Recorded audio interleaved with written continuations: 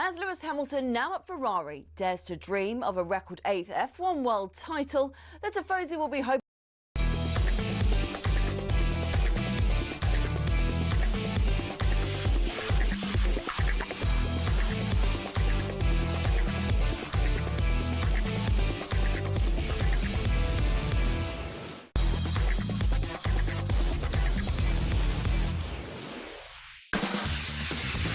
A very good evening. This is the full-time phone-in on talkSPORT with Sam Ellard and Adebayo Akinfenwa. Hull are promoted to the Premier League in a tight and cagey game. It was a late Ollie McBurnie goal that sends them back to the top flight, ending their 9-year hiatus from the Premier League and becoming the first side to secure promotion after finishing 6th in the playoffs since Blackpool in the 09-10 campaign. A remarkable story last season. Hull narrowly avoided relegation to League One on goal difference. They were given a transfer embargo in July 2025, but Sergej Jakirovic has transformed his Spirited side this season, accumulating 24 points more than the previous campaign. An incredible achievement, and they are Premier League after beating Middlesbrough 1-0 at Wembley this afternoon. Hull fans, come on national radio and have your say. The number to call 03717 223344. Middlesbrough fans, what went wrong today, and also what went wrong towards the end of the season? You were in that top two for so much of the season. You've lost form towards the back end of the year. 03717 223344. This is the full-time phone-in, and we're on talkSPORT.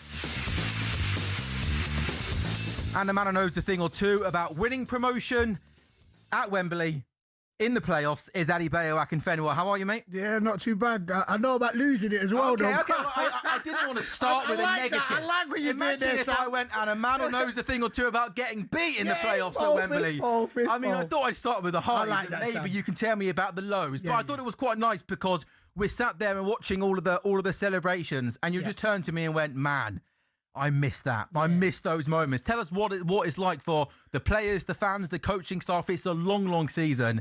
One game it comes down to, up or not, and you do it. You know what? And look, we said I've experienced both sides, and the side when you win, there was the bit where they literally the final whistle goes and they all just go on their knees. It is such an explosion of relief and.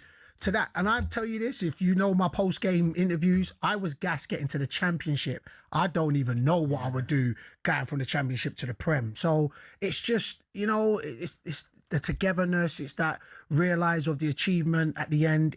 There is no better way than going up through the playoffs when you win. Yeah, sure. When you win, it's everything. But that same joy you've got when you win, oh my days. So you're here obviously to provide us with some wonderful insight and analysis that nobody else can provide us with, okay? So this is where I'm putting you to work already. Okay. Adebayo Akinfenwa. It's what, 6:08. The whole fans right now are on the pitch. They're celebrating.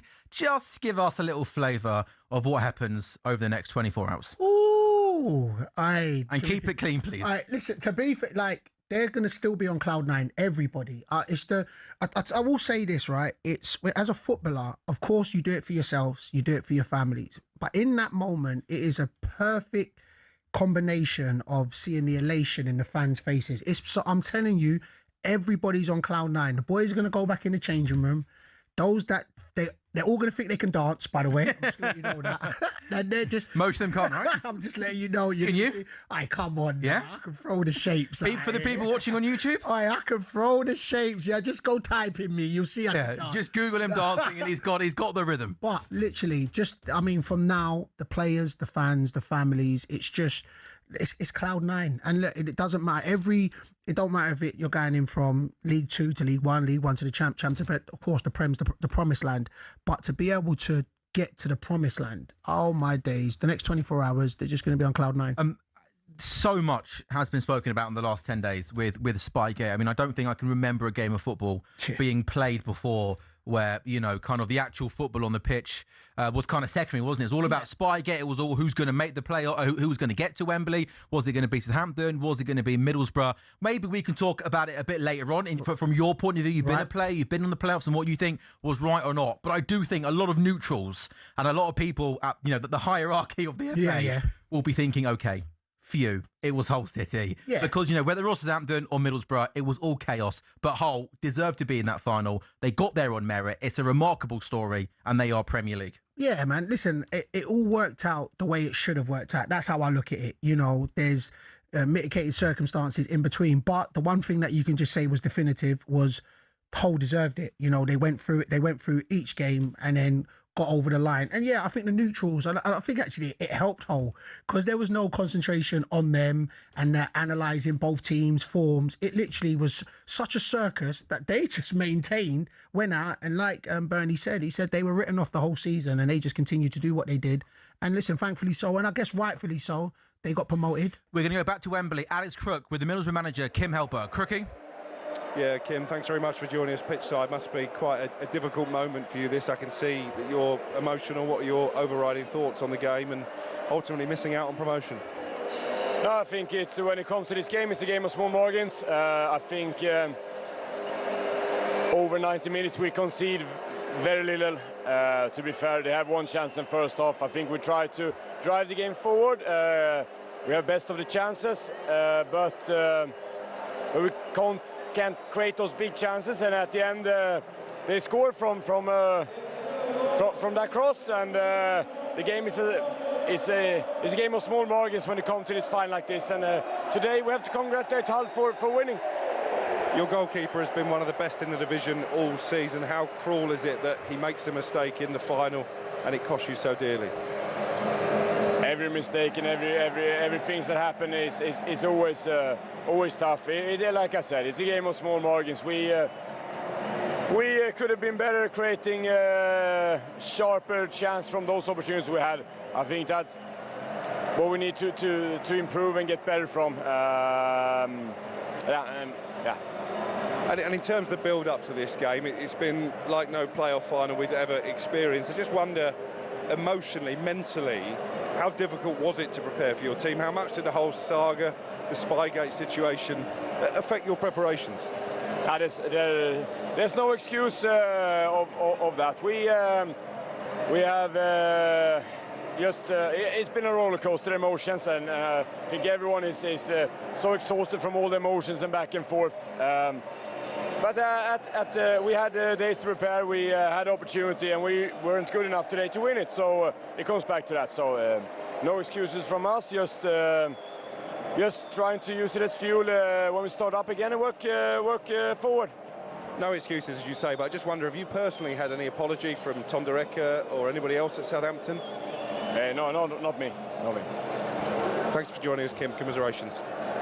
There you go, Kim Hellberg, the Middlesbrough manager, live at Wembley. Cheers, Crookie, talkSPORT's chief football correspondent, as Crook there.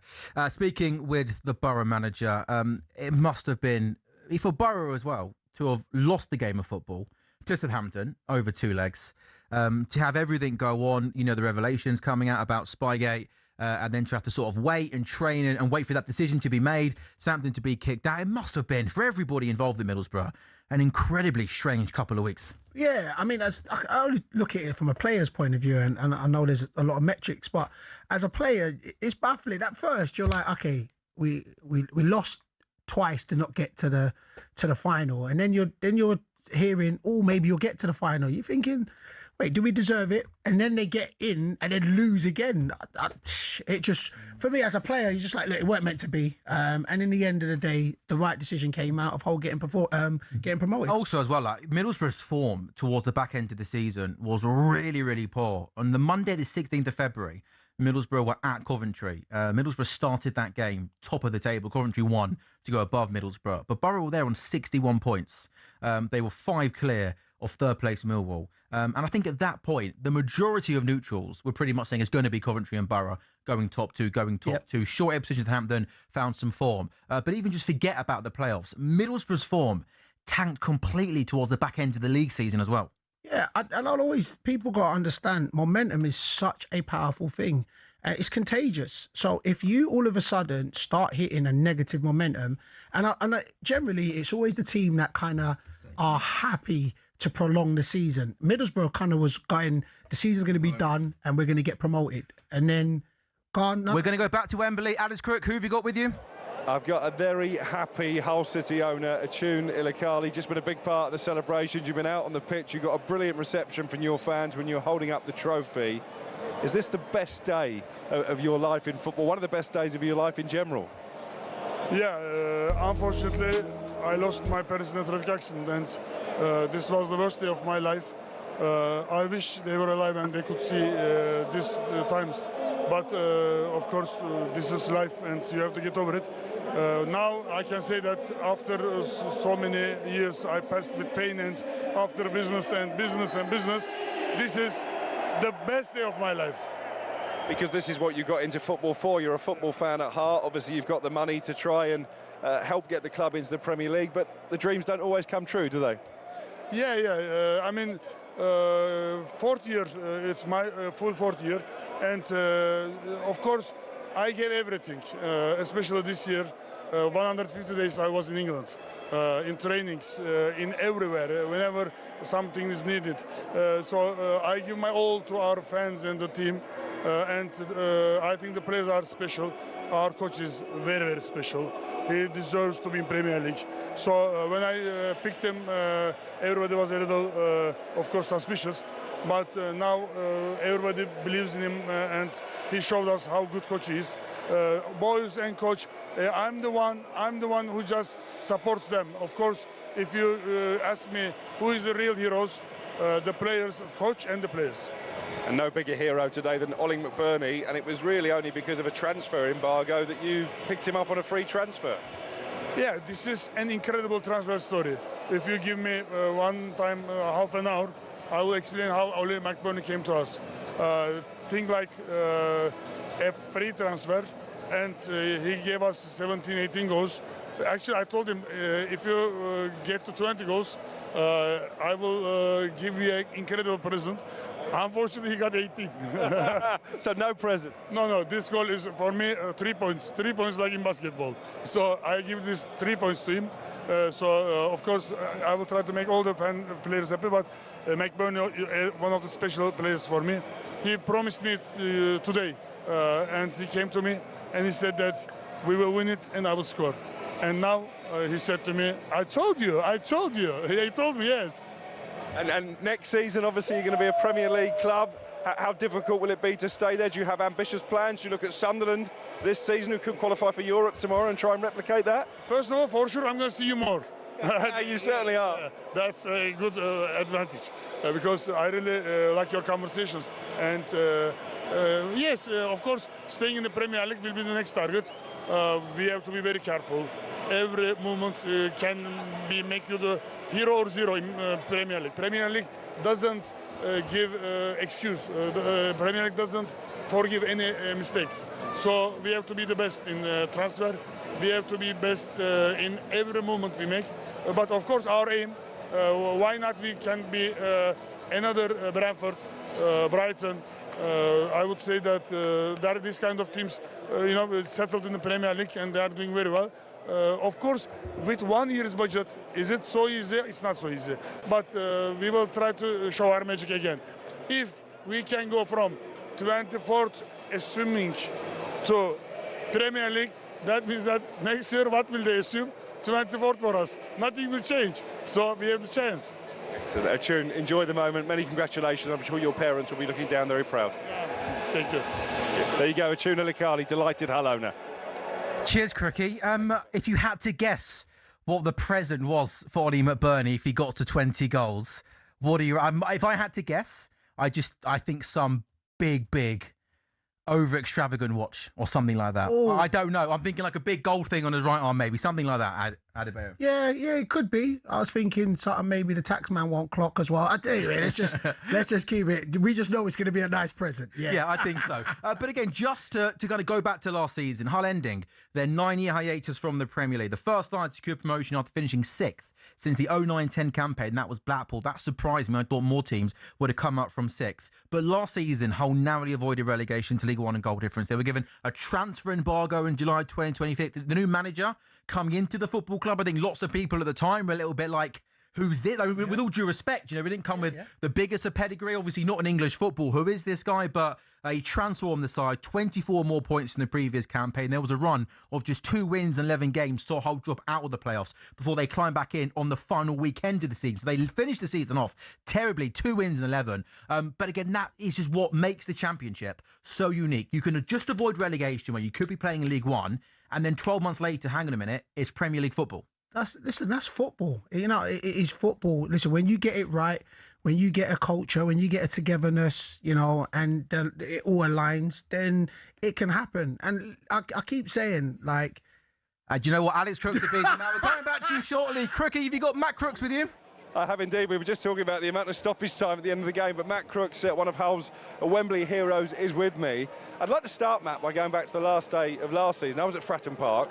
You scored the goal to keep Hull in the Championship, saved them from relegation to League One. If I'd said to you that night, fast forward a year and you're going to be a Premier League player, what would you have said? I wouldn't have said much. I'd have laughed at you. No, listen, when I signed for the club, he said they had an ambition to turn it around like that this year. Oh, it's been an amazing season. The character in the squad, the togetherness we've got, I think that showed through the game. Didn't have much of the ball, but we have a real belief that we'll just get a moment, you know. We'll sit together for as long as it takes, whatever it takes, and we've done it again today.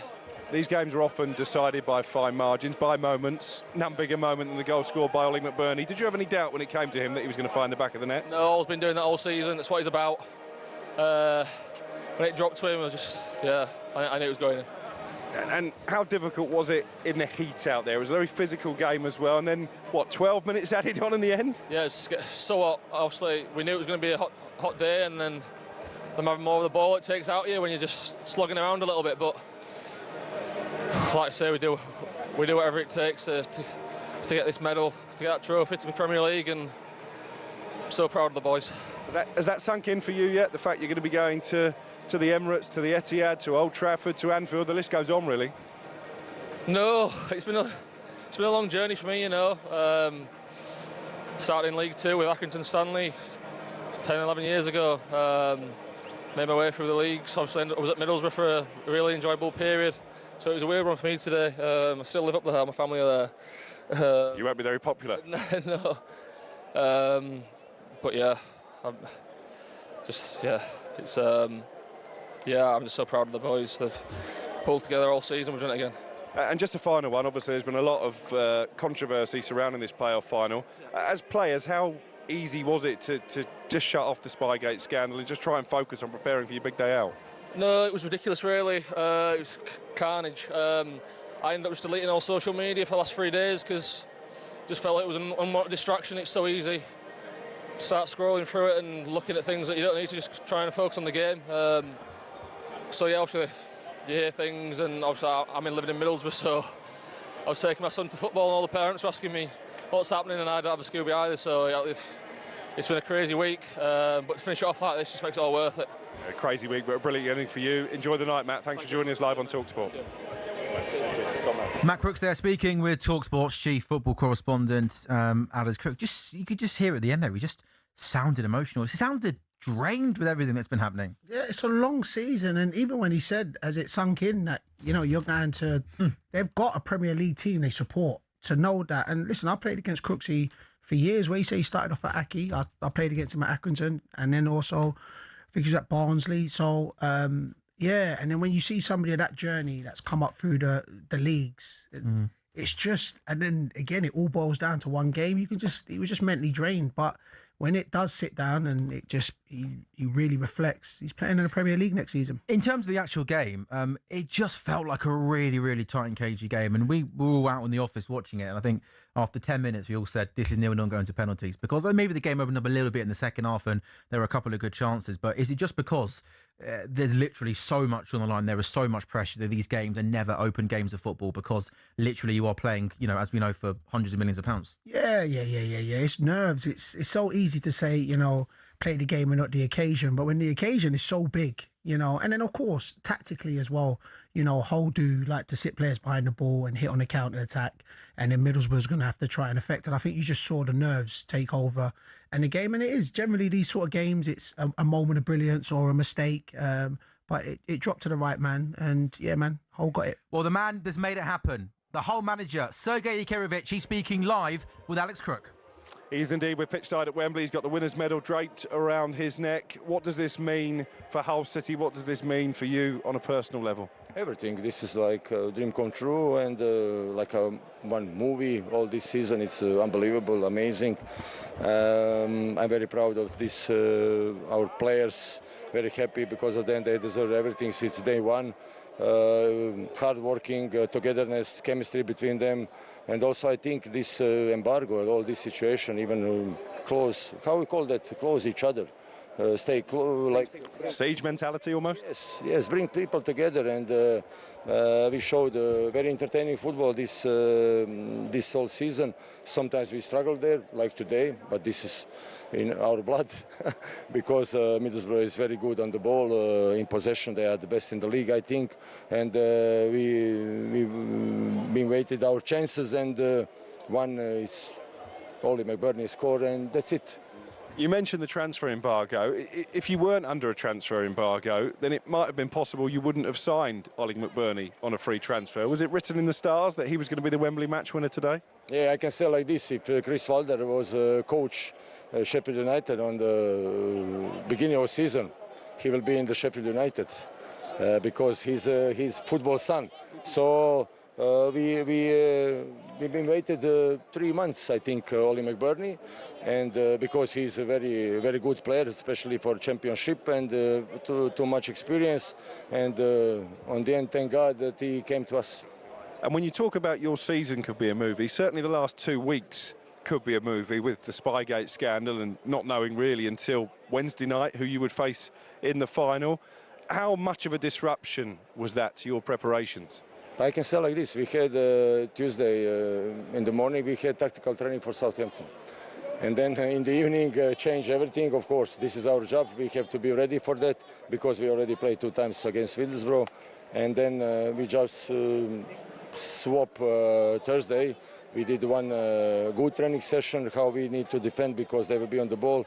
And so just one tactical training plus video. Does that make it an even bigger achievement, make you even prouder of your players? Yeah, but you need to adapt to a situation because this all circus, what is last 2 weeks, it's unbelievable for me. I don't know. It's a lot of opinions there, but who is right, who is wrong. But they should not do this 100% what they did. And I know you want to enjoy the moment. There's going to be celebrations tonight. There'll be celebrations. I think there's a bus parade in Hull on Monday when the fans can come and pay tribute. But how do you think about tackling the Premier League for next season? I think that we have already our player list, and we will see who we can sign. And also I think that Sunderland showed good recipe this season in Premier League with dynamic players, with players with the pace, strength, and then you can build one good team. So this will be our main way, I can say like this, to build one team. Sergej, thanks for joining us. Go and enjoy the celebrations. Thank you very much. Many congratulations. There you go, the victorious Hull manager live at Wembley. Yeah, what an incredible job he's done. Hull City nearly relegated from the Championship last season. In he comes, and then 12 months later with a transfer embargo, Hull City will be playing in the Premier League. Hull fans, 03717 22 3344. Come on and call that number and get yourself on talkSPORT. Mark is a big Hull fan. Mark, a very good evening and congratulations, mate. How are you feeling? Absolutely over the moon. Brilliant. Were you at the game today, mate? Yep. Just leaving the stadium now. Talk us through it. What was it like being there, man? I'm guessing one of the best days of your life. Hull City promoted again to the Premier League. It was. I've been with my best mate. My best mate's come from old Batzaponte. We drove down drove down. Brilliant. The only sad thing about it is my son's not here today. He had to go to a gig in Warrington with his girlfriend, and he's gutted that he couldn't be here. But I promised him... He should have just not gone to the gig, really, shouldn't he? He should have just... No, sometimes the gig matters. Oh, I don't know. If Hull City City game away from the Prem, I mean, what do you reckon, Mark? It's fantastic news. Brilliant. And we're going to do as many away games as we possibly can next season, myself and my son. Good man, but Mark, I mean, this is, again, I keep saying to Bayo that, your likes of your Ipswiches, your Southamptons, maybe your Middlesbroughs, these are sort of, teams that on paper, I think a lot of people fancied to get promoted from the Championship to the Premier League again. Hull nearly getting relegated last season. I mean, in your wildest dreams, when Sergej Jakirovic, rocked up at Hull this time last year, I mean, you probably didn't think that this would be possible, right? But this is almost just testament to what a remarkable job he's done. He's done brilliant, honestly, he's done brilliant. And the owner too. Big shout out to the owner because he's been fantastic for us. Absolutely brilliant. Mark, let me ask you a question just from a fan's point of view. So I talk from a player's point of view, where Southampton went and then Middlesbrough. Did you feel like, you know what, the way it all worked out and the way Hull got into it on the last day and then got through the semi-finals, before the game, did you feel in your hearts that, you know what, no, the footballing gods are on our side and we're going to get over the line? I thought we were going to get over the line, yeah. Nice. I mean, I honestly did. In fact, I had a little sneaky little bet before the playoffs started at 6-1, so that's coming in as well. Nice. That means like the chicken's on you then, yeah? Coming down to Hull, you chicken on you, yeah? All right, my boy. Mark, thank you so much for calling in, mate. Enjoy your night tonight. Have a good Mark, one. Enjoy. Okay, thank you. Take care. Hull fans, Middlesbrough fans, 03717 223344. That's the number to call to come live on talkSPORT. This is the full-time phone-in.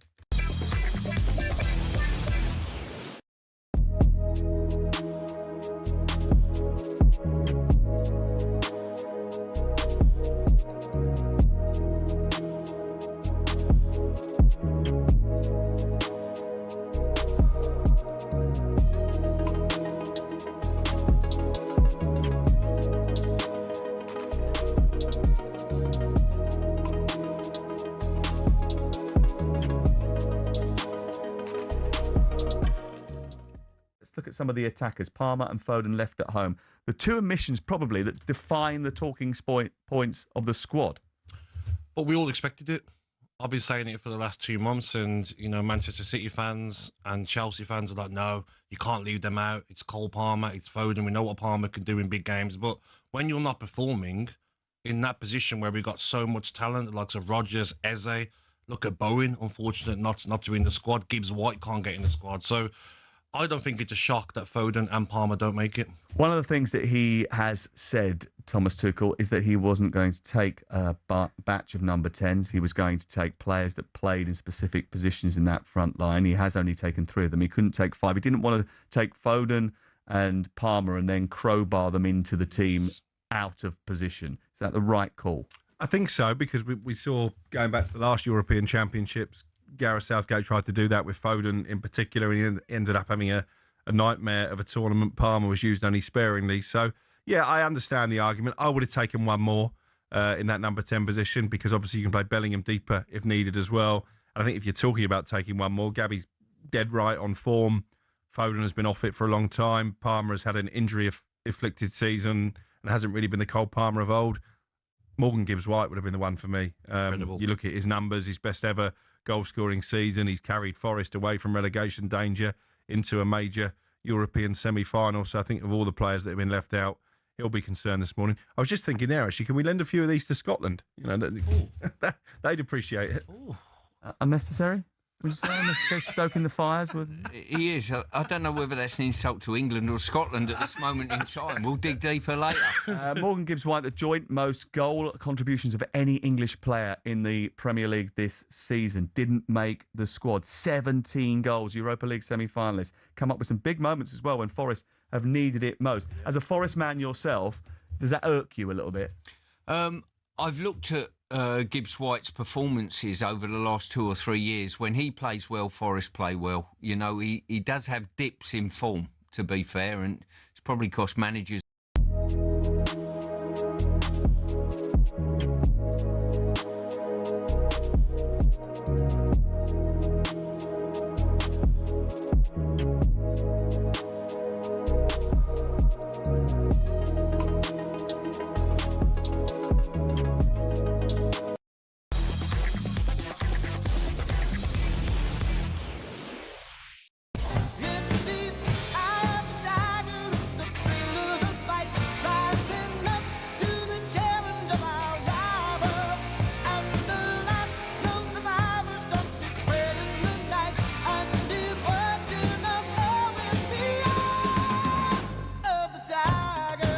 We could not play this song, really, could we, on the game day phone-in? Moments after Hull City win promotion back to the Premier League, Adebayo Akinfenwa. Yeah, man, this is going to be their change room anthem, trust me, yeah. If it's not already. I mean, you feel like it's probably been played a couple of times before in a Hull City dressing room. This is the game day phone-in. We are live on talkSPORT. It's Sam Ellard and Adebayo Akinfenwa with you until 9 o'clock this evening. Hull have ended their 9-year hiatus from the Premier League. They have beaten Middlesbrough at Wembley to get promotion to the Premier League. They left it late. Wasn't the best game of football. Tight and cagey like most of these games are, but it was Ollie McBurnie. What a story for him this season. We're hoping, by the way, to hear from Ollie McBurnie, the goal scorer, in the next couple of minutes live on the Game Day phone-in on talkSPORT. We've heard from the Hull owner. We've heard from the Hull manager, the midfielder Matt Crooks, and also the Borough boss Kim Hellberg. Ollie McBurnie joining us very, very shortly. Hull fans, Middlesbrough fans, get involved in the show this evening. 03717 223344 is the number to call. Ben's a big Hull fan. Ben, you are live on talkSPORT. Congratulations, mate. Hull City are Premier League once again. Hey up, lads, how's it going? I'm good. Addy's good, but you must be absolutely chuffed, mate. Oh, I'm buzzing. I'm driving away from the stadium now. I can't believe it. Right, talk to me through the atmosphere. What was it like? Tell me just how nervous was it, and then the elation at the end. Talk me through that. Oh, the City fans were nervy all game. There was not going to lie, there wasn't much noise from us. Borough fans were a lot louder. Okay. It was a lot louder. Yeah. But there's only one team that's come away from the stadium winners, and that's us. Yeah. We've done it. Just Ben, just give us a lot of talk sport. We talk about who's winning the Premier League, who's winning the Champions League, who's signing this player. Could you actually just hold that thought, because you want to hear this interview, Ben? Don't go anywhere. The goal scorer, the main man, Ollie McBurnie. He's live with talkSPORT's Alex Crook. He is indeed. He's got his winner's medal. He's got his man of the match award. He's got his Wembley final goal. Ollie, could that have gone any better for you today? No, I think that's the stuff that dreams are made of. I couldn't have written it much better. I think we knew the game was going to be like that. We were coming here to have 90% possession of the ball, and we knew Middlesbrough were a top team, so they made it difficult for us. But I think we equally made it as difficult for them, and we were confident through the whole game that we'd get that one chance, and thankfully we did, and managed to take it. And we're back in the Premier League, so yeah, I'm delighted, mate. And the owners told us that actually you predicted it. You told him before the game, I'm going to score today. I'm going to score the winner. Yeah, I did. I don't know why. It's kind of eerie how confident I was going into this game. I don't know why. I don't know if there was certain people watching over me today and helping me, and I just had a lot of confidence that we was going to win the game. I didn't know how we was going to do it. I just knew we were going to do it. And he's also told us that he promised you if you got 20 goals, he would buy you a special present. I think you've got 18 now, but he says that's worth 3. It's like a basketball shot from long range. So he's going to give you a special present anyway. Any idea what that might be? No, but he's a man of his word. So I'll be asking him that tonight. Don't worry, after I've had a few beers. So I'll let you know. I might not let you know, or I might let you know what it is. And just for you and your personal story, obviously you joined the party late last summer. Could you have imagined when you joined the club, having only just survived relegation on the last day last season, that you'd be here in a playoff final and back in the Premier League? People didn't believe it, but that's the discussion we had from the start of the season when I joined. Gran Canaria is a lovely place to live, and I didn't want to leave it for a mediocre project. And it was really exciting the whole season. I fancied us, we fancied us. Not a lot of other people did, and somehow we've done it. So yeah, feel really happy with my decision. And one last one: were you extra fired up today by the fact you're not in the Scotland squad for the World Cup? No. Listen, I feel like I've put my best foot forward this season. I was desperate to get back into that squad, but the manager's gone a different path, and I completely respect his decision. He's the manager, and I wish the boys all the best. I'll be watching in the summer from a sunny place with a beer, and hoping to do as well as possible. Great stuff. Ollie, thanks for joining us. Enjoy tonight. Cheers, mate. There you go, Ollie McBurnie, Wembley match winner for Hull City. Alex Crook, thank you very much. Ollie McBurnie there speaking live with talkSPORT. Let's just go back to the whole fan, Ben, who's called 03717 22 33 44. Sorry to cut you off mid-sentence, Ben, but given the fact there's Ollie McBurnie live on talkSPORT, I'm sure you can understand. How good's he been for you this season? He's unbelievable, isn't he? He's been the best in the league. I don't know how he's not in the team of the season. He's been class for us. Yeah, he's been fantastic. And what about the manager as well? Again, maybe there are a few eyebrows raised at the start of the season when he came in. Obviously, no experience here in this country. But, I mean, in your wildest dreams, could you ever imagine that you'd be in the Premier League this season? Oh, not a chance. Everyone wrote us off at the beginning of the season, and the only people that was backing us was City fans. And we all believed that we wouldn't go down, but we never believed we'd be in the Premier League at the end of the season. But we've done it. So, Ben, let me ask you just one question, just because I know you're on cloud 9. If you could sign one player for next season, any player, who would it be? Rio Engamolo on loan, because I know Liverpool. Hey, mate, regular football week in, week out, it could be good for the kids. Stay where you are. Rio, stay at Liverpool. Don't try to take our best friend at the moment. All right, you just go enjoy your moment, my brother, okay? But Ben, also, I mean, I know you want to just enjoy this evening, but, if you looked at what Leeds and Sunderland have done this season, and Leeds could, finish just short of the top half in the Premier League. Sunderland have got a chance tomorrow going into the final day of the Premier League with half a chance of European football. We have seen that with good recruitment, shrewd recruitment, it's now not just a given that you go up, you go straight back down, right? Yeah, everyone's going to respect that, but you just got to believe in your own team and hope that we do better than that. We make a few good signings and believe in Acun, the owner, and put a bit of money into the club and hope it will do better than them. Yeah. Plans for tonight? Go home and have a few drinks. Yeah, good man. Nothing wrong with that, Ben. Ben, congratulations, mate. Well done. Enjoyed tonight. Drive safe. Cheers, lads. Thank you. Cool. Amazing. Hull fans 03717223344. Come on, Talk Sport and have your say. That's Hull fans. Wonder how Middlesbrough fans are feeling. Phil, the Borough fan, has called 03717223344. Phil, thanks for calling. How are you feeling, my friend? Hi guys, you all right? How you doing, I'm good, Phil? mate. Good. You know what? It was written in the stars, wasn't it? I mean, we've got to give Hull a massive congratulations for everything. I mean, with the whole Spygate thing and everything that was going on, it was the right outcome. Even when I was at home with the kids and the family and stuff like that, watching the game, this is how Borough have been playing for 4 months straight. For some reason, we like to stop the ball and we let the opposing team bring their 11 players back, and then we can't figure out the solution. So the reason I'm calling, which is a very unpopular opinion with Middlesbrough fans, being a Borough fan, I mean, I grew up, my first ever game was a 3-3 draw with Liverpool when Ravanelli scored the hat-trick. So I've seen the best, I've seen the worst, but at the minute, I generally think that Hellberg should go. I think Addy said it perfectly at the start of the show. We've had 3 attempts now to get to the Premier League, from the second place to the playoff semi-finals, and then we failed, given a bye into the final. And we have shown no urgency. We have shown the same typical Borough form that's been terrible since February.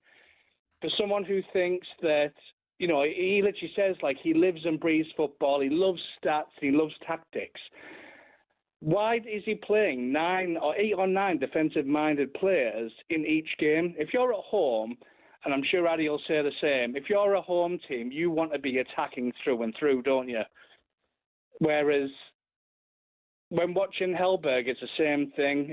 It's basically the same side-to-side crab football. We don't have that urgency, and we're always those people who have 25 to 27 shots on target. 27 shots at goal and only having 2 shots on target. It's been the same issue throughout, and I think a lot of the Middlesbrough people who are behind the transfers should look at themselves as well, because one, why didn't we buy a striker in January, which was beyond me?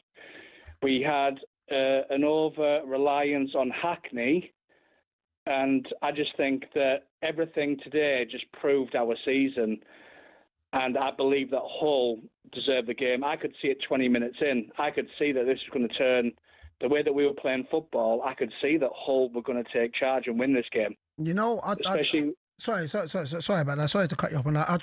To be fair, I actually think a lot of your supporters will feel like this just because of the manner, is it, with the Spygate. I think, you know, and I'm not, with getting there on merit, and I don't think you got there on merit, the Middlesbrough player. So in yourself, you already got the disappointment of losing the semi-finals. So to be able to, I was done with it. Yeah. Absolutely. I think one of the issues is I've noticed since February the decline. Whereas a lot of Middlesbrough, I mean, like, watching him cry at the end of the Southampton game, I'm sorry, I can't accept that. It's your own team, it's your responsibility. You have to G up the players and the fans to do what you need to do. All I've seen is the same football. It's not exciting. I mean, like, you can say it's exciting, but it's not. It's that same typical Pep Guardiola strategic football. We're playing the AFL. We need a bit more of a bit of zazz, if you know what I mean. Strelic has been underutilised. There was something about Conway and Strelic that could never play together.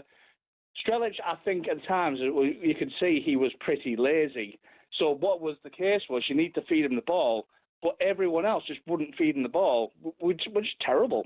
But Phil, you know, there's all the talk about Spygate and stuff, but people shouldn't forget as well, and you'll obviously know this, but some, you know, maybe fans won't know this, that there was a game, was it, around mid-February, that Middlesbrough went to Coventry, and you were top of the table, and that evening you lost and Coventry went top, but you still were 5 points clear of third place. Your form from February onwards absolutely tanked, didn't it? So, you know, you went into the playoffs in bad form, didn't you? You let the likes of, you know, Ipswich and Hampton catch you up. Yeah, and that's exactly what I've been saying there about how I've noticed since then. It's the case of, I don't understand why we're playing a 5-3-1-2, but the 5-3 are defenders. You know, obviously you've got Hackney, who's the runner, but then you've got Aidan Morris and Brown, who are the central defensive mids. But then you've got Malander, who stops the ball and allows the opposing team to get back into shape. There's no rush. It's too... I'm sure you watched the game today, of course. So you could see you're asking for someone to run at the team, to show a bit of passion. Even Callum Britton on the right. He just stops to then try to whip the ball in. Why is he not charging? To do these little flicks in between the three, to then do a whip into the cross. I just want someone to be able to run in the box, show a bit of skill, and have a nice little shot in off the bar. You know what I mean? Yeah, like, Phil, just one more for you. Is it going to be really, really difficult to keep Hayden Hackney this summer? No, I think that we've understood what this meant. If we weren't promoted, he was leaving. I think if we can get 20 to 25 million with maybe a 10-20% clause on it, like we did with Morgan Rogers, I think that it will benefit Middlesbrough in the long run. But the problem is, I don't trust Hellberg with what's going to be a big change next season. Phil, thank you so much for calling. A really, really good call after such a tough defeat. Enjoy your evening, mate, and good luck next season. Thank you, mate. Take care, Phil. Take care. 03717 22 3344. Keep your calls coming, and we're going to hear from a Hull fan outside of the break who's just called up. Was he at Wembley?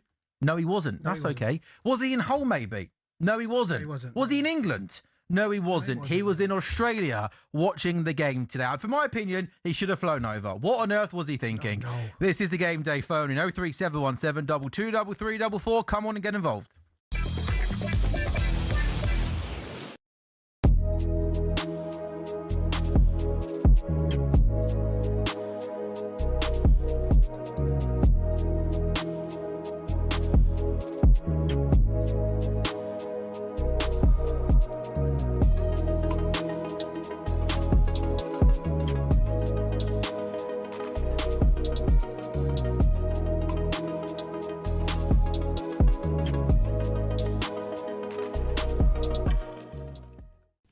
I thought it was great at the end of the game, the way the players were with him. Oh, do you know what I mean? Emi Martinez picked him up. Because we saw a wee side to him that you don't see. Yes. We saw a different side to him. What was funny, though, when Emi Martinez picks him up, on the clip behind, you can see the players are a bit like Tyrone Mings. They're laughing like, oh, my God, how has he done that? Yeah. Because then they know that, like, the manager's not really like that. He doesn't like to be the centre of attention. Yeah. But it was incredible scenes, Ali, afterwards. So emotional for so many Villa fans. And we were lucky to be in the stadium. Brilliant. All the clips back home, Ali, like, so many places showed the game.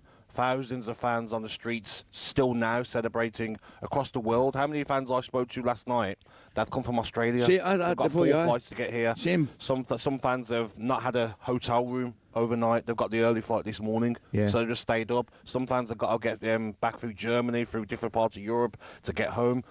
But what that win means for every Aston Villa fan in the world, Ali, it's just unbelievable. I can't describe in words, and I hope we get some good callers on today. And they'll have their stories of what this means. I'm to sure them. we will, mate. Yeah. Okay, 6:20. We're the champions, of course, rang out at Besiktas Park as Aston Villa get their hands on that Europa League trophy.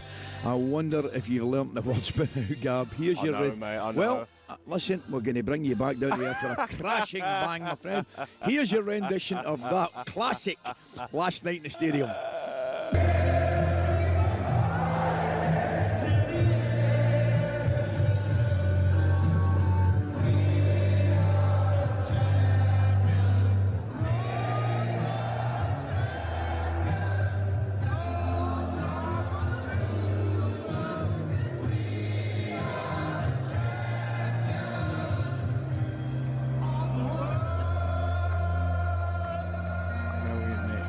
Fantastic.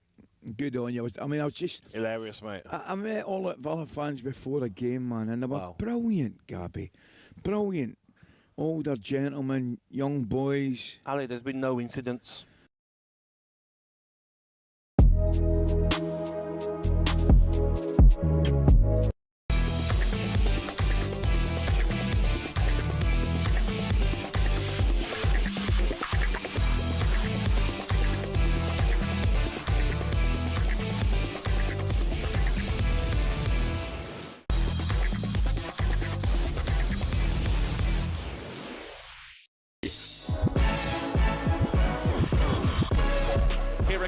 Down the left-hand side, ball into the near post, comes to McBurnie!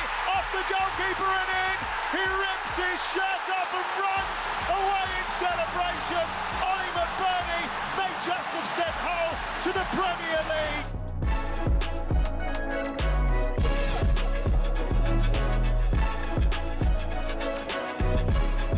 It's the game day phone in. We're live on talkSPORT. It's Sam Ellard and Adebayo Akinfenwa with you, a man who knows exactly what it's like to get promotion via the playoffs at Wembley. Ollie McBurnie stoppage time goal gave Hull a dramatic victory in the Championship playoff final over reinstating Middlesbrough. It took the Tigers back to the Premier League. It ended Hull's 9-year wait for top flight football, a year after they avoided relegation to League One on just goal difference. That is what makes this Championship so remarkable, so unique, isn't it? You can be, minutes away from possible relegation, and a year later they are Premier League. If you want to get involved in the show, Hull fans, Borough fans, football fans, 03717 223344 is the number to call. Joel's a big Hull fan. He's called that number. Joel, hi, how are you? Where did you watch the game from, my friend?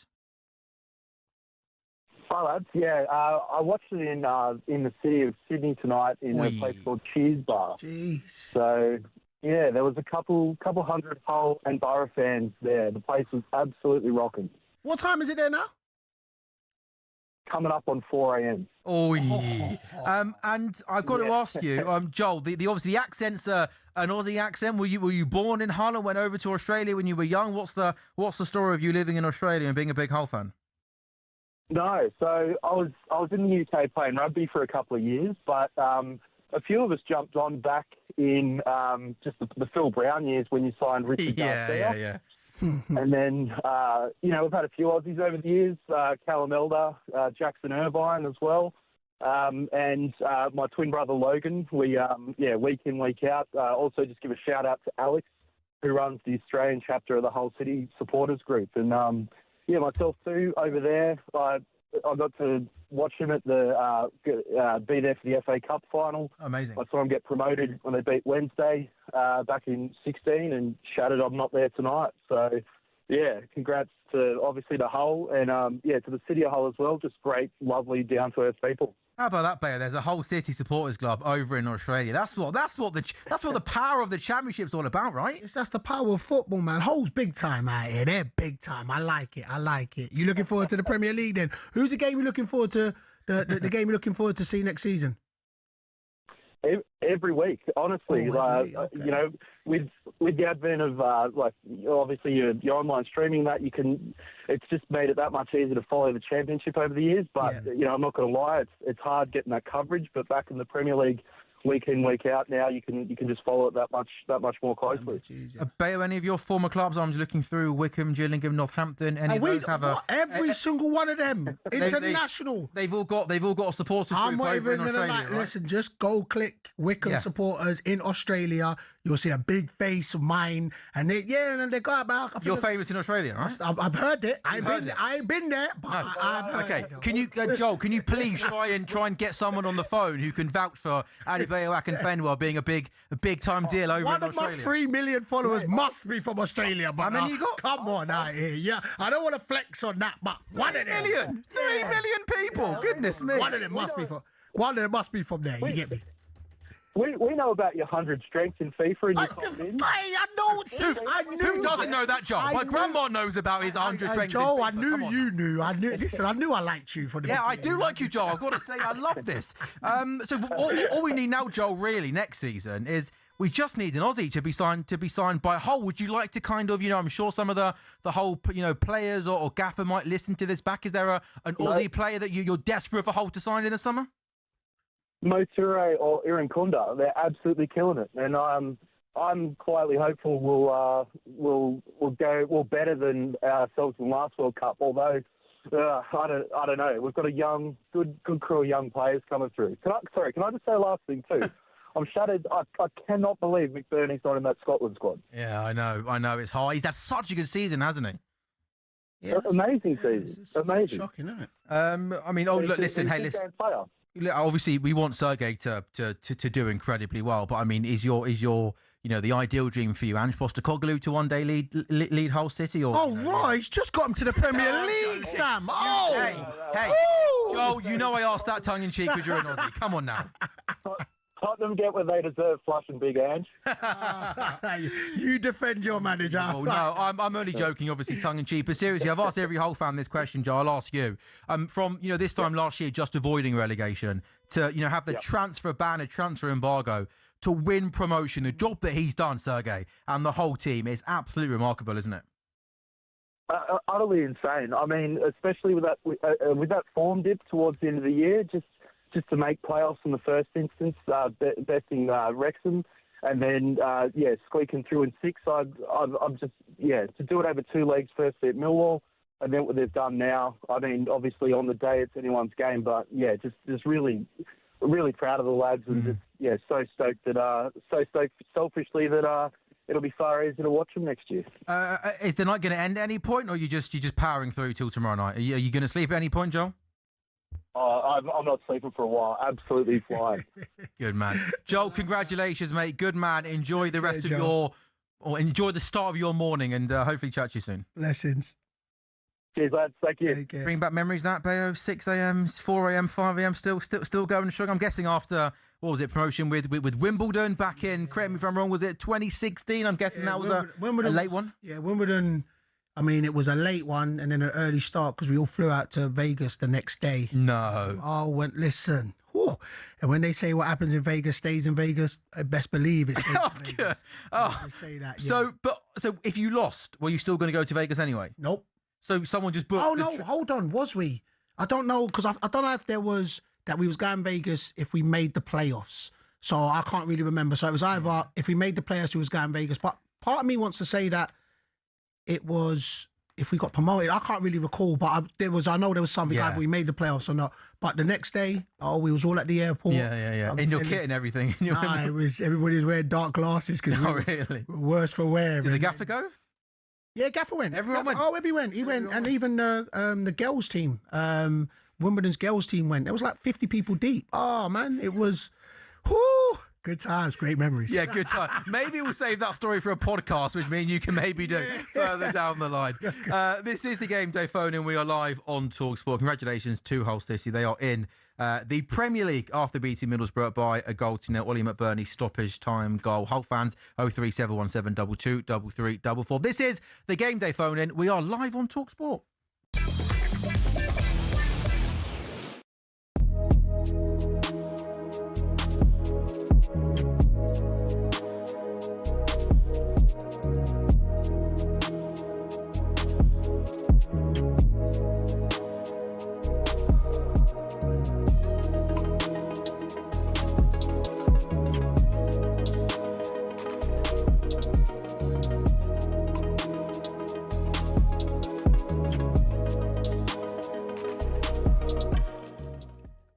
With Villa, right?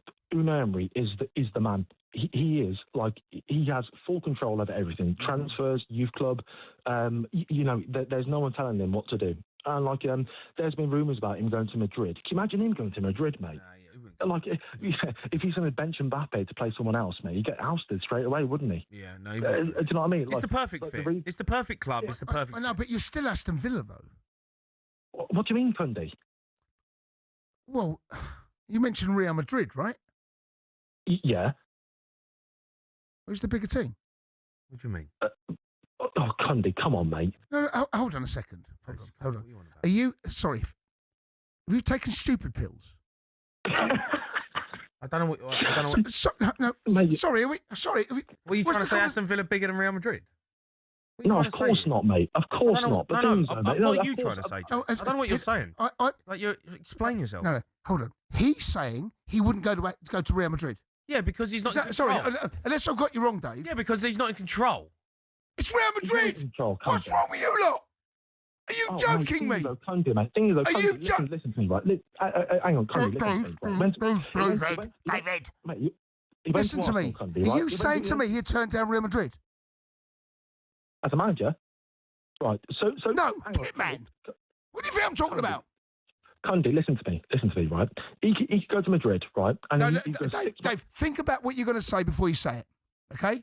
Cundy, mate, you're trying to think about it, okay? You are. He's annoying me. Take it away. Dave, he's annoying me. Yeah, mate, your canister is way bigger than your brain, mate. I swear down. Say it then, Dave, say it. So here's the situation. I'm going to throw it to you. Do you want the job? Unai, do you want the job? It's career suicide, Cundy. It's career suicide. If you went to Real Madrid, right, you have 6 months, you'd oust Mbappe, you'd get ousted by the fans, and then he'd be done. Right?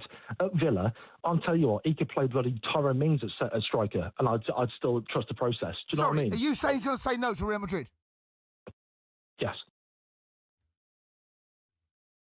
Can they give Red a ball, mate? You're Chelsea. Where are you? 9th?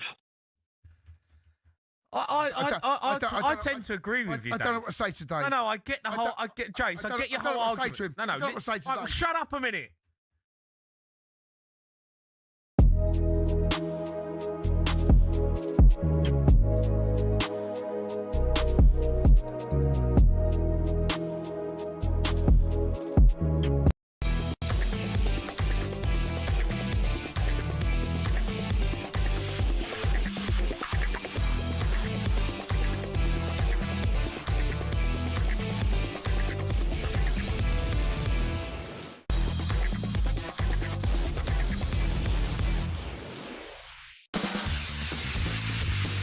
You're listening to the Game Day Phone In. We are live on talkSPORT. I'm your host, Sam Ellard. Alongside me, the EFL legend is Adebayo Akinfenwa. We're taking your calls on the playoff final. Ollie McBurnie, the hero at Wembley for Hull, who are back in the Premier League after a 9-year absence. 03 717 223344. We've spoken already to a Tigers fan in Australia. You better believe it. A Borough fan who wants Kim Helberg out. Keep your calls coming in. We'll also preview the small matter of the final day of the Premier League. So much drama set to unfold right here on talkSPORT. And drama we certainly got at Wembley. Here's how you heard the playoff final on talkSPORT. It's the playoff final that was never meant to happen. Middlesbrough against Hull City. Giles will lift it into the box. It's towards McBurnie with the header. It's tipped over the top by the goalkeeper. Did it hit the crossbar first? Strelets has out-muscled the defender. Left-footed shot towards the far corner. It's the fear of failure almost, isn't it? Some players really can't release themselves in these big games. Hirakawa down the left-hand side. Ball into the near post. Comes to McBurnie! Off the goalkeeper and in! He rips his shirt off and runs away in celebration. Ollie McBurnie may just have sent Hull to the Premier League. Well, he may be big, he may be brash at times, but he knows where the goal is. You know, I kept saying to you about this whole team. They've got that ability on the break to find a moment, and they found the moment. It goes back into the arms of Ivor Pandor, and finally, that's it. The Tigers are back in the big time. They stream onto the pitch from the bench to celebrate their success because Hull City are promoted to the Premier League.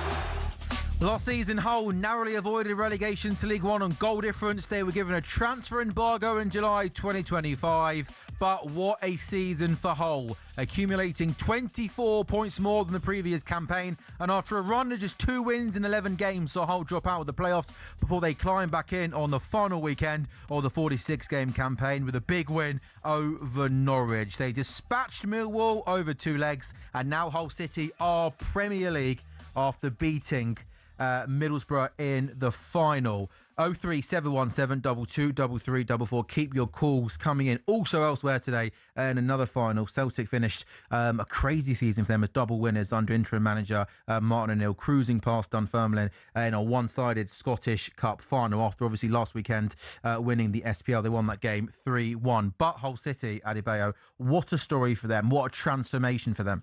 Yeah, man, and it's deserved. And listen, we're seeing images now, and even when you hear Ollie McBurnie speak, to be fair, it was just when he said he came in there and he believed. Nobody else believed, and I keep coming back to what you've got when you've got a togetherness, a culture, and again, I think all neutrals, and even when you hear Middlesbrough fans know that they didn't deserve to be there. So the right team, the right moment, got the right result. So yeah, man, it's a great story, man. Well, let's hear, shall we, from another Middlesbrough fan. Gavin's a Borough fan. He's called 03717 223344. Gavin, thank you for joining us. How are you feeling, my friend? Disappointed, obviously, but we'll be back next season. It's been a strange season for us because we had the Edwards situation early on. Yeah, of course. I won't say anything about him. And then we got Helberg in, who's done an amazing job with not his team, and I think he'll do better next season because he always said he will do better the second season when he's got his own players in. So I'm expecting good things next season. So you want to agree with, I think I thought last call, I think Phil, he wants your manager out because of the style of football, the way you pitted out towards the back end of the season. Are you not having that? You're like, look, You feel like absolutely not. No, Okay. you saw over the final games where we couldn't put the ball in the net, but the amount of touches, the amount of XG we had was off the scale. But we don't have anybody who can put that ball in the net, and that's the big problem we've got. It might have been a different game today if Conway hadn't have been injured, but that's if it's Lance, isn't it? Right. But like I am a bit sick of hearing Middlesbrough shouldn't have been in the final, and you know it was very harsh on Southampton and all this. I've heard it all week on various shows on talkSPORT, and I'm just sick of it. So, Holland, do you think Middlesbrough should have been in the final? Well, yeah. I'm interested. As a fan, I'm interested. Who else should be in the final if you discover Southampton have cheated it to the level they have, and we got beaten as we were spied on in the semi-final. The EFL should have paused the playoffs then and had done the full investigation as quick as they did, and then we didn't know what was going on. You know, Southampton fans, I've listened to a lot of Southampton YouTube channels and stuff. And actually this week I've got 3 top contributors for 3 different sites in Southampton, but that's a little thing. So, you've been a busy man on the old YouTube then, Gavin. Drop that in. I was never abusive to anybody. Good. I to put things right. People were quoting things like it was a private golf club. It's not a private golf club. That's all come out now, but it's more under the pitch. But the right decision's been made on Southampton massively because this is bigger than what's going on now. You know what they're being caught doing. That's fair enough, but there's more to it. You know what I mean? Yeah. I mean, listen. Go on. Finish. I was just going to say that, like, I wouldn't get rid of Kim Hallberg. The style of play we play, you know, the way some of the home games we played and just played people off the pitch, and we need to bring players in who can play more of his style. I'm a season ticket holder. I didn't go to the game today. I gave it to my brother-in-law because I want to go to their house for my Christmas dinner every year. And you didn't have the Christmas dinner today, did you? No. But when Christmas comes, I go to their house. Oh, okay. No, I thought you said you had. I thought you said you had a Christmas dinner before the game tonight. So your trade-off was continued Christmas dinner for the tickets. Is that what's was? I see what you did there. I see what you did. Yeah, something like that. I see. I ain't mad at you. Get your priorities right. Who cares about Borough going up? As long as I get a good Christmas meal. Yeah, I get it. Gavin, final question. Are you looking forward to welcoming Rob Edwards back next season? Oh, can't wait. I can't wait. I'm Southampton. Don't miss them out. Gavin, commiserations. There, though, will he? Tondo won't be there. No, I don't think Tonda's going to make it, mate. I think Rob Edwards has got a chance of being there with Wolves, but yeah, I don't think Tonda reckon he will. Okay, Gavin, top man, and make sure you enjoy your Christmas dinner when you go back in a couple of months. Take care, brother. Merry Christmas, all the best now. Yeah, Merry Christmas. Merry Christmas. That's the earliest Merry Christmas ever. I've been on talkSPORT before, like in November time, but like when I used to work on the Breakfast Show with Big Al, and like there'd be like a Christmas story in like mid-November, like, you know, people are starting to buy mince pies, and we all look at each other in the office like we can't play a Christmas song into a Christmas story in November. Today on talkSPORT in mid-May in the baking sunshine, we spoke about your Christmas dinners. Gab, I like it. Yeah. What's your favourite pot? I'm joking with you. Southampton fans actually phoned up. Matthew's a big Southampton fan. He's called 03717 223344. Matthew, thanks for calling us. How are you feeling today, mate? What's the last couple of weeks been like for you, pal? Look, I think commiseration.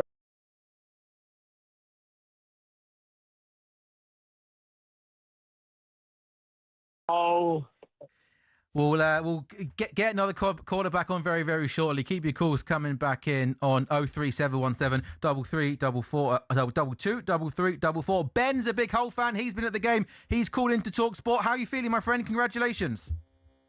Cheers. Yeah, I know it's all good. It's interesting listening to a couple of the Borough fans talk about XG, because you look at our XG in the season and we'd just be outside the relegation zone. Wow. Our football is the antichrist of football. It's not pretty, and I think people underestimate us for that. You know, the amount of games where we're getting late goals because they just think it's an 0-0 draw and it's done, and actually we just pick them at the end. So it's not pretty, and it's going to be a different kettle of fish in the Premier League.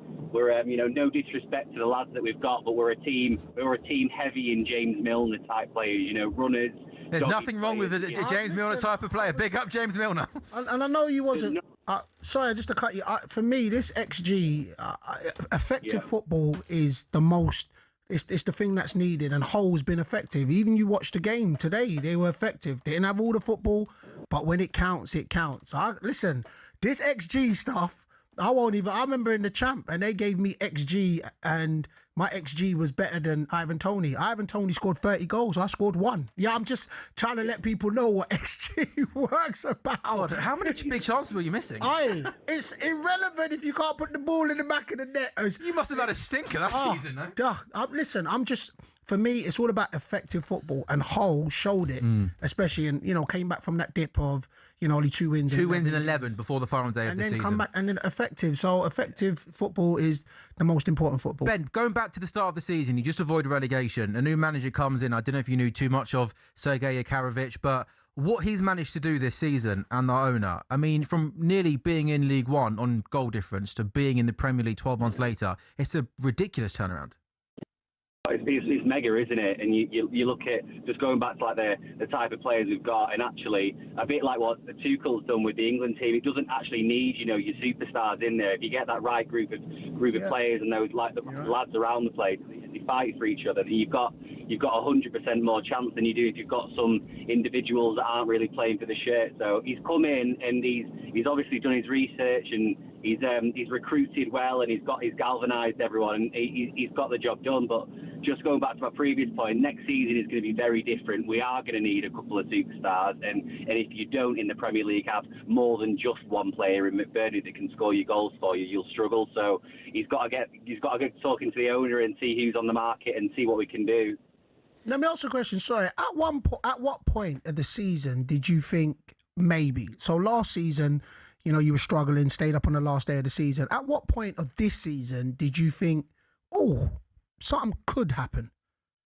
Do you know what? It's a great question, because we just kept on playing really unattractive football and kept on getting results consistently throughout. Yeah. There was never really a point where I didn't think we were going to do something, because nobody talked about us, mate. No one really talks about Hull City.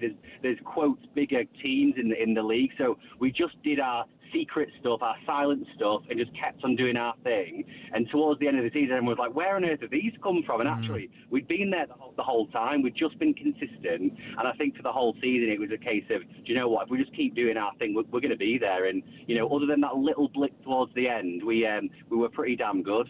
Nice, I hear that. Ben, top man, congratulations. Enjoy your evening, mate. I'm sure you'll have a good rest of the weekend. Cheers, lads. Take care, man. Hull City are in the Premier League. They beat Middlesbrough at Wembley this afternoon. It was a very, very late Ollie McBurnie goal that gave Hull a dramatic victory. Ended their 9-year wait for top flight football, a year after they avoided relegation to League One on goal difference. Keep your calls coming in, 03717 22 3344. Also between now and 9 o'clock. Bayo, we're going to be looking ahead to the final day of the Premier League season as well. Spurs, West Ham fighting relegation. Hosted teams chasing European football. This is the Game Day Phone-In.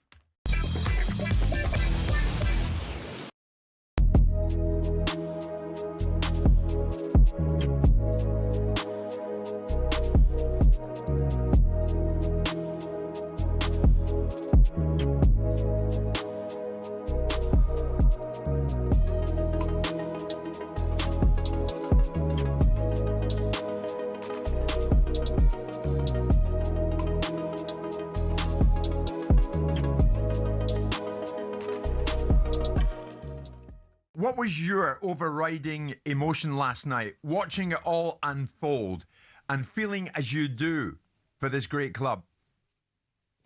I think for me, it's Aston Villa, a sleeping giant. European Cup winners in 1982. All you ever heard was, you wasn't born. You wasn't born when Villa won that. They've only won, last trophy was 30 years ago. So it was that pressure, sort of that monkey off the back for Aston Villa fans and the players and the football club.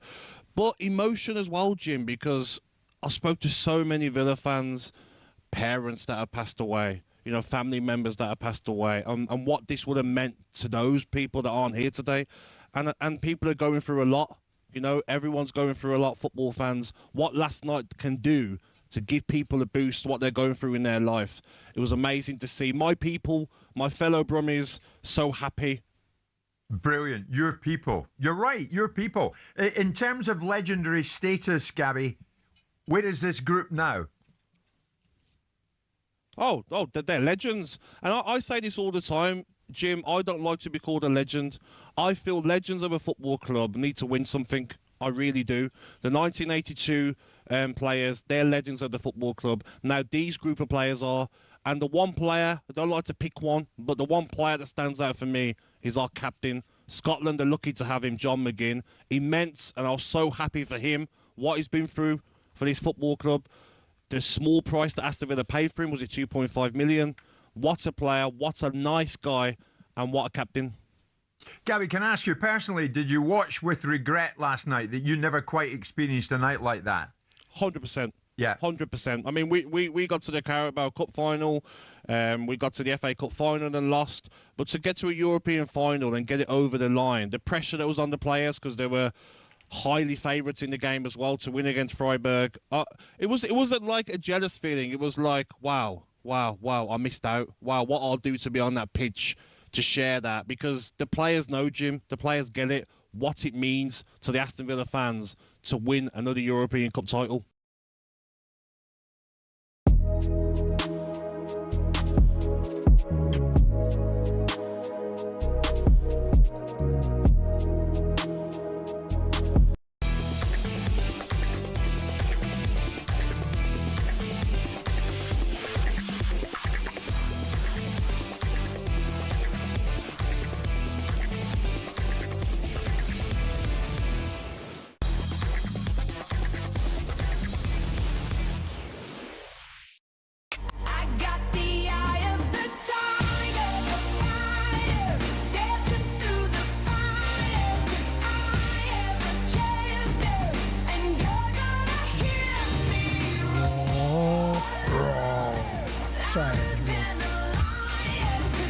I really like this song as well.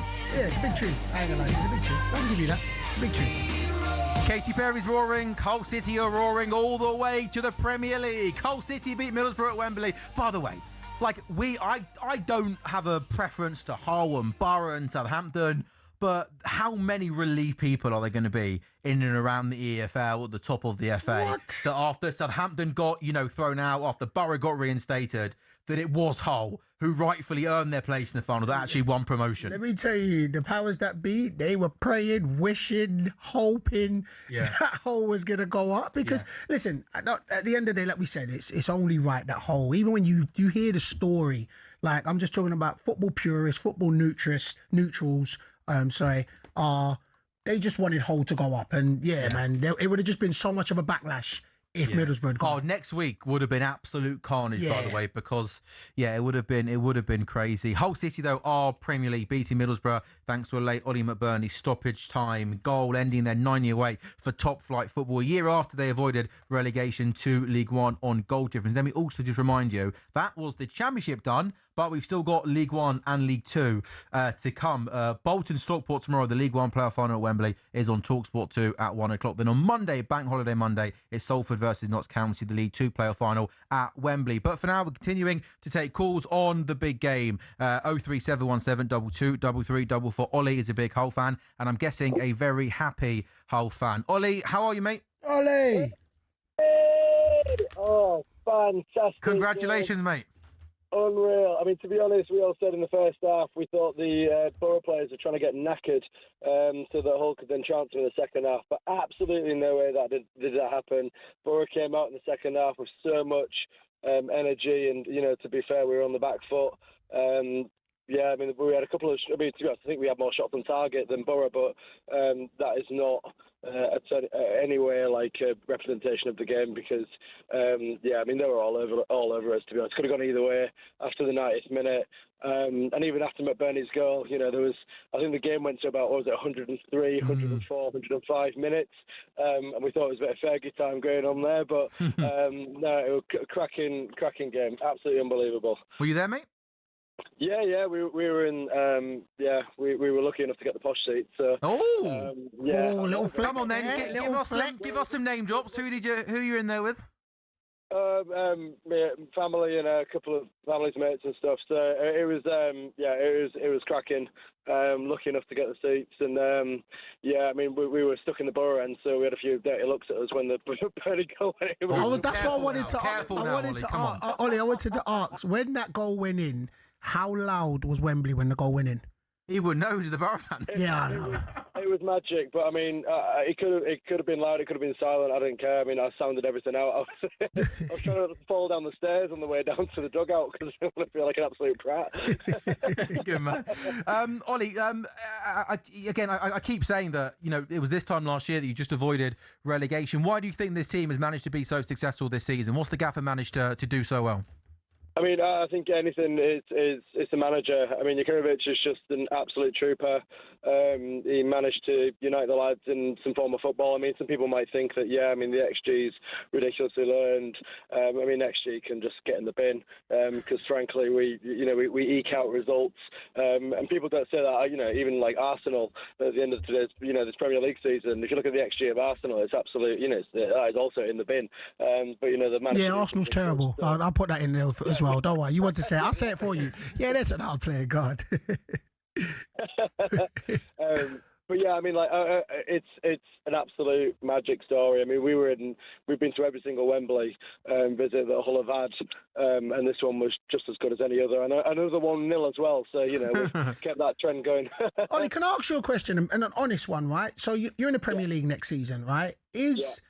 Are you, in your hearts of hearts, is it just that you're just happy to take part, or is there a genuine want and belief to be like, nah, man, we want to consolidate and we want to stay up? Or is it just, you know what, last season we was almost in League One, next season we're in the Prem, it's a free shot? Yeah, it's a cracking question. I think there's certain areas in the team that need to be improved. I think, look at who came on today for us. We had Gelhardt come on, and then Yuhiro Kara. Are they Premier League players? It's a questionable, question. But I love a questionable question, Ollie. It's a good one. A questionable question. But I think the only difference is between this one and our last Premiership was the ownership. Sure. I mean, last time we had Asim Alam, who was basically trying to select the fans every, left, right, and centre. The investment into the club was, it was there, but I think we've got such a passionate chairman right now under Acun that I think that he's going to want to really, really try and build. He spoke to us earlier, Ollie, and he name dropped Brentford and I think Brighton as well as two teams that have obviously come up to the Premier League within the last 10 years and have obviously they both could be playing in Europe next season. It was good recruitment, good management, and they haven't looked back, have they? Absolutely, yeah. I mean, with how we've managed the season so far under a transfer embargo, we've done so well, and we've brought in some talent. So, I mean, how have we done that? And then now we're going to have all this money, and hopefully, if the same structures are in place, your fingers crossed with them, we get some decent players in, and then potentially, I look for a secure Premier League spot. I mean, what is a secure Premier League spot at the moment? The Premier League's, drifting in between. There's one point where 14th could have gone down after the next game. So, it's all to play for, isn't it, next season? Yeah, absolutely. Ollie, plans for this evening? You're driving back to Hull now? Are you going out in the town tonight in Hull? No, we're just leaving Wembley now, so I think we're going to be back in about 4 hours, 4.5 hours, maybe a bit late for any pub trips, but I think tomorrow the celebrations can continue. All right, listen, drive safe and you go back though, yeah? Make sure you drive safe and enjoy it, man. Enjoy it, man. Luckily, I'm not driving, so... Okay, well, whoever's driving, then drive safe. Ollie, send my best to the ball. Come on, the Hull! Ollie, good man. Enjoy the rest of your evening. James, the Dundee fan, has called 03717 223344. James, if I had to take a wild guess, are you wanting to talk about the winning goal scorer this evening and whether possibly he should be in the Scotland squad for the World Cup, eh? How are you, James? Oh, I'm all right. How are you doing? We're having a really good evening, mate. Thank you for asking. Good show. Oh, mate, I'm sick of hearing McBurnie not getting called up for Scotland. He's had his chance. Did you not hear what he said to Fleck in the tunnel? No. Tell, man. Tell. So you don't want him to? Okay, go on. Tell me. You need to get the dump button ready, but he does. No. Yeah. Just give us the PG version. PG version. Come PG on, version. All right.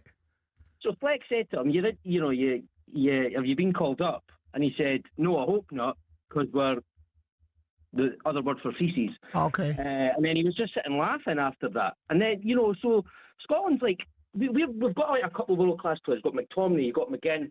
But we've also got a lot of players who are absolutely, they're not very good. We've got boys who like play for Kelly, Hibs. The reason that we still managed to qualify for tournaments isn't because of the quality. It's because like the determination. They're wanting to play for Scotland. That's a togetherness, yeah. Why? If you've got a guy who's taking the mick out of going up, getting a call up for Scotland, why would you select them? So you're not convinced that Ollie McBurnie is maybe as keen or desperate to play for Scotland maybe as some people are making out? So it's not on the pitch?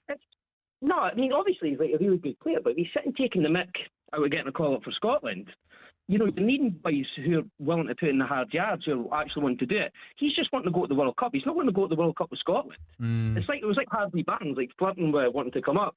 Because I listen on talkSPORT and everyone's right, about Romero and how his attitude, and all the Spurs fans are wanting him out the squad, because of his attitude going over to Argentina.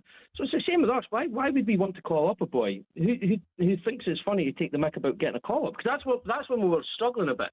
You're needing boys, make light of it. It's a fair enough point. He scored a lot of goals this season. I'd rather call up Alan Brazil after a week at Cheltenham than Ollie McBurnie. Hey, that's the best time to call up Alan Brazil after a week at Cheltenham, isn't it? And hey, also listen, Che Adams, Shankland, Big Ross Stewart at Southampton. You got some options there, haven't you? Yeah, there's something Hurst as well. Hurst has had an all right season for Ipswich, so we've got options, but yeah, you want boys who's actually wanting to be there for the country, not like just there for the jollies. So let me ask. So the decision to not call him up for you just is more his attitude rather than his ability. Yeah, because he's not been in the squad since he's done that. He apologised, but he's not been in since then. So I'm hearing it all the time, like, oh, why is he not in? It's like, it was a pretty. I mean, I think he got it was quite big because he got a public apology from the thing with who was it, Sheffield United media team who leaked the chat in the tunnel, and they apologised to him. I haven't seen that, to be honest with you. Yeah, neither did I. I didn't know about that. So it's quite a big thing. So like, whenever I'm hearing Adrian Durham absolutely raging, like, why is he not getting called up? It's like, well, he's taking the mick out of Scotland. Fair enough. James, did you watch the Scottish Cup final today? Oh yeah. That was business as usual. Pretty boring. But just remember, boys, no Scotland, no party. Oh, no, Scotland, no party. Are you buzzing for it? No, I can't afford that. I went to Euros, that was good. I need about $6,000 just to get across. It's absolutely brutal. And the rest, mate. And the rest. Oh, no, I haven't got access to any of that. Don't worry about that. James, top man, enjoy your evening. Take care, James. Have a good one, lads. See you later. There we go. Celtic beating Dunfermline, by the way, today in the Scottish Cup final. So Celtic 3, Dunfermline 1, and Hull 1. Middlesbrough 1. Ollie McBurnie scoring a late goal for Middlesbrough. They are in the Premier League. Keep your calls coming in on 03717 223344. This is talkSPORT.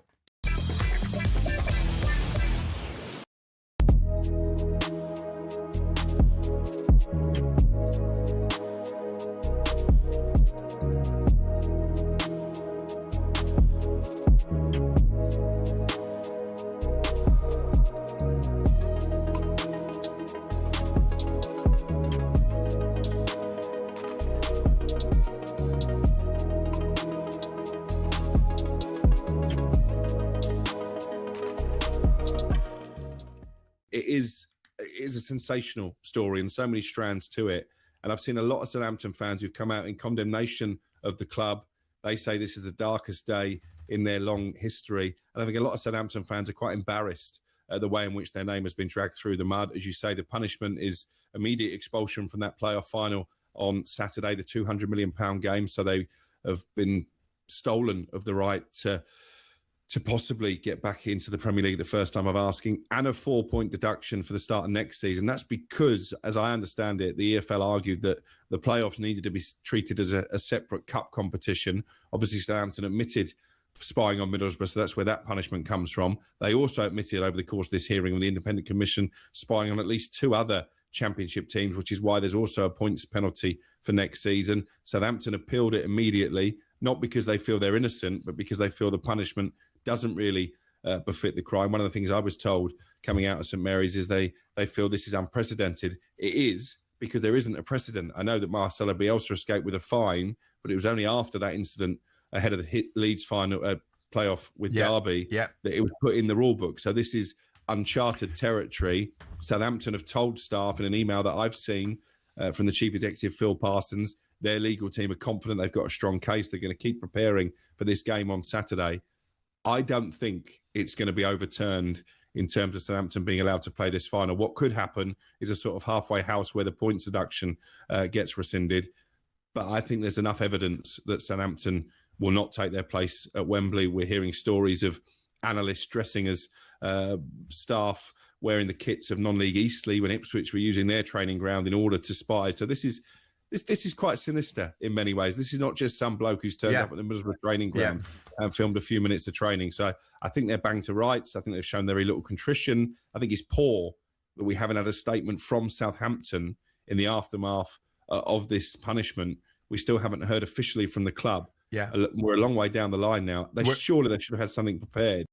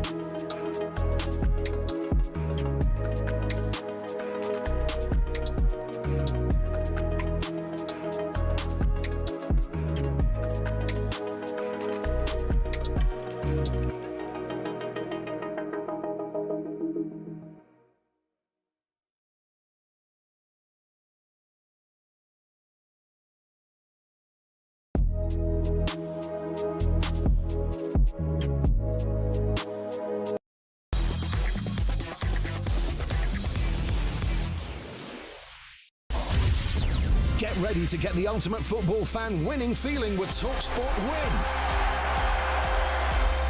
It's the Game Day phone-in. We're live on talkSPORT. Sam Ellard and EFL legend Adebayo Akinfenwa are with you until 9. But listen up, with the 2026 FIFA World Cup almost here, thanks to Adidas, the tournament's official matchball supplier, talkSPORT is sending you and a friend to Dallas, Texas. You could be at England's first game against Croatia on June 17th with return flights, accommodation, spending money, tickets, and the official Adidas matchball, the Trionder, all thrown in. Ready to get that winning feeling? Here is how you enter.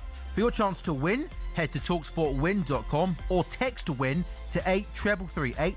Texts and online entries cost £2.50 plus your standard network rate, or call 0343 418 7260. Entries must be in by the 1st of June 2026 at 4 p.m. That's when you need to answer your phone if it rings. 18 plus, UK residents only. This is a talkSPORT promotion. For full T's and C's is at talksportwin.com. So for your chance to win, text WIN to 83338 right now. Back to the phone lines in a moment. Hull City are in the Premier League, beating Middlesbrough 1-0 in the final. Back to the phone lines in a moment. But first, let's hear again from the Hull owner, Acun Ilicali. He spoke to talkSPORT's Alex Crook in the tunnel at Wembley and told us he's got a special present waiting for today's hero, Ollie McBurnie. This is an incredible transfer story. If you give me half an hour, I will explain how Ollie McBurnie came to us. Think like a free transfer, and he gave us 17, 18 goals. Actually, I told him, if you get to 20 goals, I will give you an incredible present. Unfortunately, he got 18.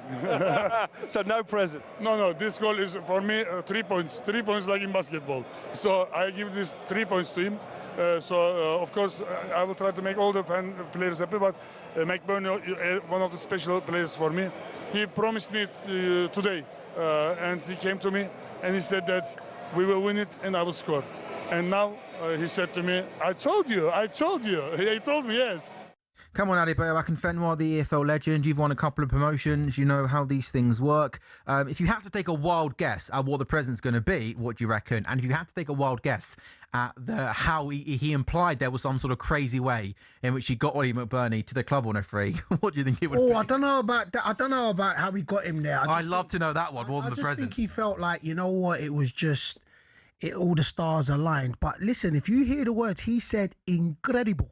Like that's right there is different from a great. He said incredible present. So I'm just gonna say, Ollie McBurnie, he is going to be in for a treat later. I had that. Listen, as a striker, already. And the worst thing. What would you want?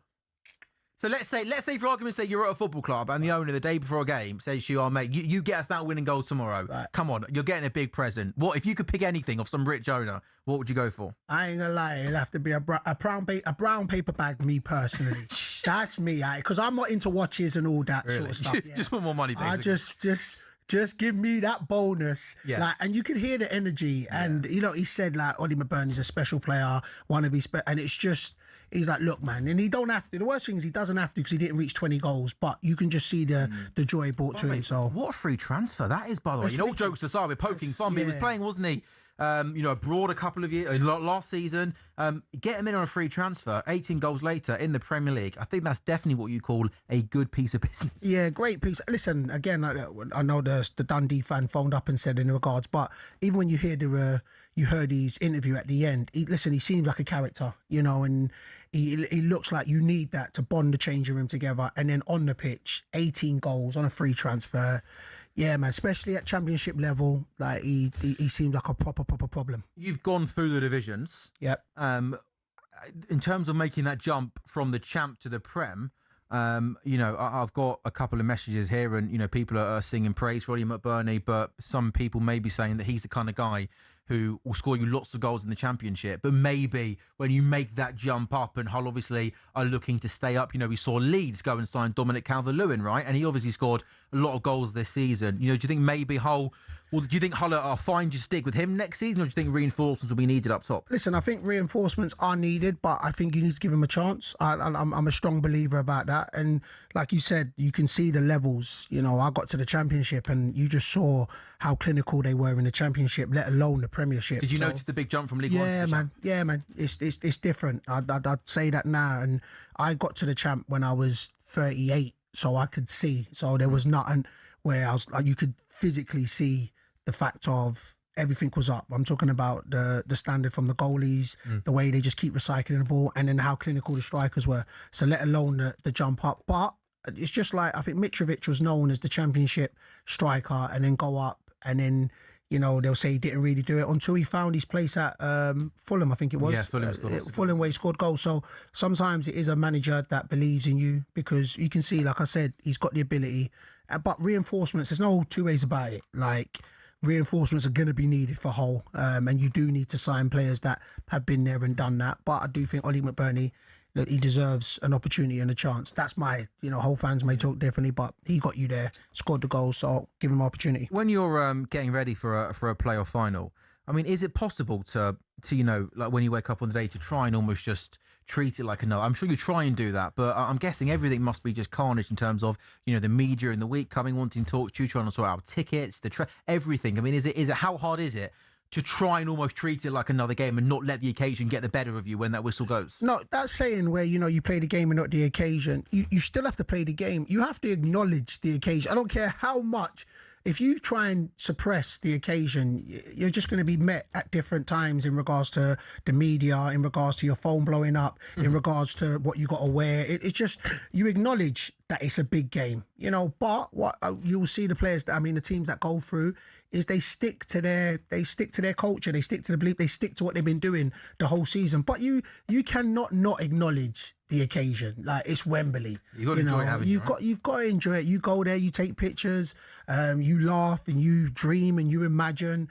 And then I kid you not, once the game starts, it's shaky. You can't, you see it. It is shaky. But today's game was shaky. The first time most games, second half they opened up a little bit. Both teams had some chances, but I think we all in the office thought it's 0-0. It's going to penalties. You couldn't see a goal being scored. Most games start off shaky. It does most games, and then of course you kind of hold on to the players that have been there or the managers that have been there in regards to, look, the game's now come on. You're going to feel tired. You're going to feel drained, and the elements that come into it. It's a really hot day today. So most games, there's a lot of factors that come into play. But I keep coming back to the teams. You have to acknowledge the occasion because it's a different occasion. But you still play the game, and whoever comes out on top played the game better than the team that played the occasion. And that was today. It was a Hull City. 95th minute, Ollie McBurnie goal. Joe is a Hull fan. He's called 03717 223344. Joe, congratulations, mate. Has it all sunk in yet? No, not just yet. I've just seen Tommy Coyle just bought past the rest of the Xbox for Hull City. He just give me a big high five. Nice. Start with Alex Crooks playing off the benches in the Sky Bar up at the Hilton Hotel on Wembley way. All right. Did you ask for a selfie with Crookie? I can send you it if you want it. Oh, you got one? You got one? You got one with Crookie? You must have lost a bet there, man. You must have lost a bet to take that. Text it to 1889, please. We want to see this selfie with Alex Crook. Text it to us. There you go. I will send it through shortly. I just want to say I think the best team on the day won it. Fair play. Fair play. We got no respect off the AFL. We didn't know what time we was kicking off. We didn't know who was playing. At the end of the day, McBurnie put the ball in the back of there, and my beloved Hull City, we're back in the Premier League where we belong.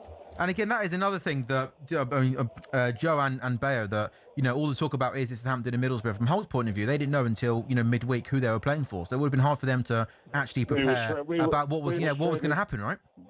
Yeah, man, that's some fun. So go on, land, brother. I was just saying we was playing to play Southampton, and 2 days before that we're training to play Middlesbrough. Yeah. Where's the respect? That's what comes into it. Football is all about respecting each other. I believe the EFL have put an absolute downing on Hull City. We didn't know who we was playing, but today we've come out and we've got the winner in the extra time, in the second. That's it. That's all that matters. We've gone out and put the ball in the back of the net, and we're in the Premier League. Congratulations, Joe. Make sure Crookie behaves himself, please, okay? He's got to work tomorrow. Make sure. Have you got the talkSPORT credit card? Because I could do with a beer off it. Oh, I don't. No one's got the talkSPORT credit card, mate. Make him pay it out of his pocket. Yeah, sure. He's doing all right at the moment. Yeah, he's busy. He's a tight one, he is. Make sure he pays, yeah? I'll go and have a selfie and I'll send it through to you. Yeah, good, man. There we go. Joe, the whole fan. It didn't take Crookie too long, did it, to get himself into the come on, he was I'm already surprised there. he didn't do the post-match interview in the bar with the players. You, he did, man. I know Crookie out here. You reckon he did? He done a Bluetooth interview from there. He thinks he's slick. I know Crookie. 2026 and Adebayo Akinfenwa thinks we're doing Bluetooth interviews live in Crookie is, I'm telling you. How old are you again? I'm 44 now. Hey, 44? You're not 84, Bluetooth. No. See, but I know you're not clued up on the street, because a Bluetooth interview means you're somewhere and you do it. But it's cool. I'll educate you later. Maybe you can show me a Bluetooth interview later on. There we go. Man said it literally. You think it means literally. Sam, I'm going to school you later on, brother. You could have a field day schooling me, Bayo, I'll tell you that. While you do that, James is a Southampton fan. He's called 03717 223344. James, in and amongst all of the stuff that's been said over the last 2 weeks, I maybe think not enough has been spoken about the Southampton fans who have spent, God knows how much money over 46 games, plus the playoffs, on watching their team, supporting the team. And ultimately, the Southampton fans are the one who have been hit hardest by everything that's happened over the last week or so, right? Yeah, I appreciate that. I know it's a horrible day for those Borough fans. I know it's tough. I just want to congratulate them and their fans listening, because I know there'll be a few tuning in on their long old journey home back up north. What an unbelievable achievement today. They're officially the first team in Championship history to lose both the playoff semi-final and the final. That is some achievement, to be fair to them. I'm sensing some sarcasm here, James. I really James, thought you were being sincere. I was about to say, I was thinking, well, he's a real one, him. I see what you was doing there, brother. Huge commiserations to Steve Gibson as well. Maybe he can try and appeal this result as well if he wants. Any more, James? Keep them coming. He's here all week, James is. Go on. James, what was it like? What was it like watching today? Did you manage to watch it, and did you think it was unfair Southampton being thrown out? I would have loved to be there at Wembley. Obviously, I would have done, but I think the right team lost. The right team won. Sorry, ultimately. I think it was a fair result. And to be honest, I think Hull will be looking at the Middlesbrough squad, going, we can pinch a few of their players next season. Maybe Hayden Hackney, 5 million, something like that. That'll probably get the job done. Yeah. So let me ask you, James. Yeah, as a Southampton supporter, do you think that the punishment warranted for what they admitted? For you as the fan, do you? Yeah, it probably was, to be fair. I think we've probably been spying all season, but we were just caught 3 times. I think ultimately it was probably the right punishment. I was a bit outraged at the start, but having seen what's all the stuff that's come out, it probably was correct. Yeah. Okay. James, an honest call. We appreciate it. Thank you very much for calling, and hopefully speak to you next season, mate. Blessings, yeah. So, Hull City are Premier League. They beat Middlesbrough by 1-0 this afternoon at Wembley Stadium. What an occasion! What an afternoon! What a season for them from the brink. You cannot really help but admire, can you, Bayo? What a monumental effort has been by Hull. They were teetering last season, almost went down to League One, but survived in the final day of the campaign on goal difference. But what a recovery, and what a season in English football for the new manager. Hull have beaten Borough by 1-0. They are in the Premier League. Coming up next, Bayo, we'll start to turn our attention to the final day of the Premier League season. And we'll start next by paying tribute to Pep Guardiola.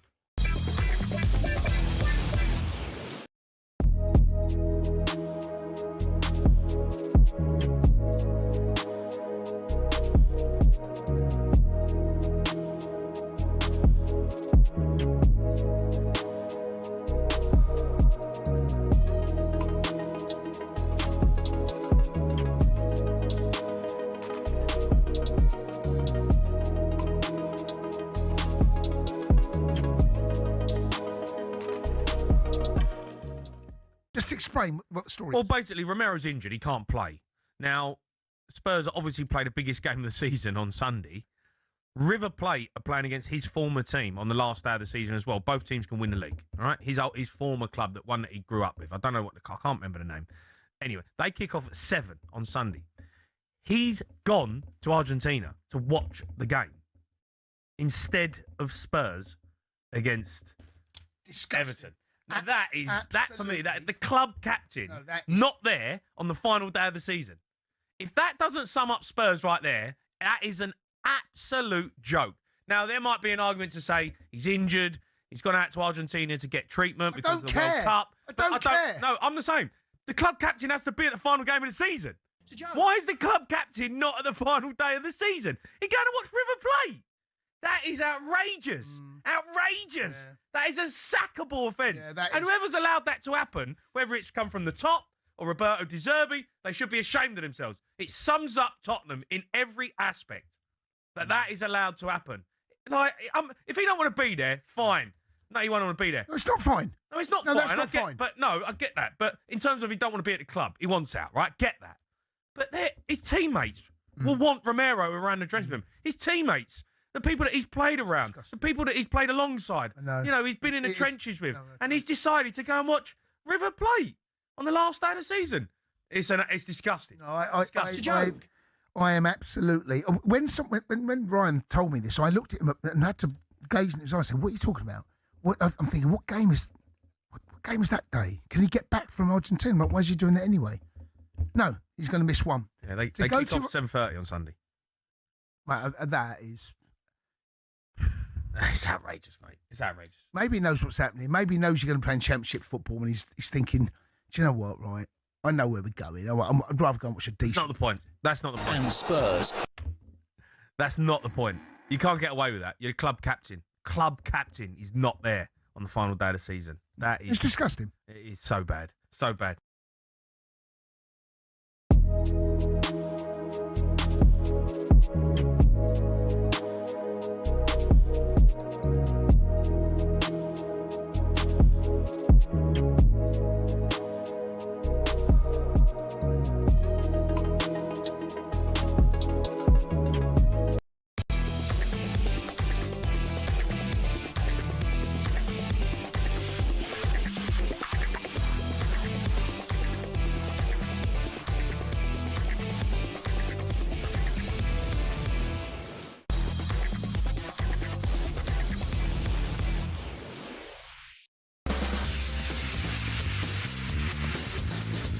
It is the Game Day phone, and we are live on talkSPORT. It's Sam Ellard and the EFL legend Adebayo Akinfenwa. We've had an hour and 50 minutes, haven't we, Bayo? Of passionate Hull fans, Borough fans, maybe some Southampton fans. I haven't even been, and I feel rude actually, as the host of this show. I haven't even just been able to say, "Hey, mate, how you doing?" I know. Did I even do that at 6 o'clock? No, you did. I feel rude. But it's not about us today. It's not. It's about Hull Borough. It's about Hull and Borough. That's what it's about. Yeah.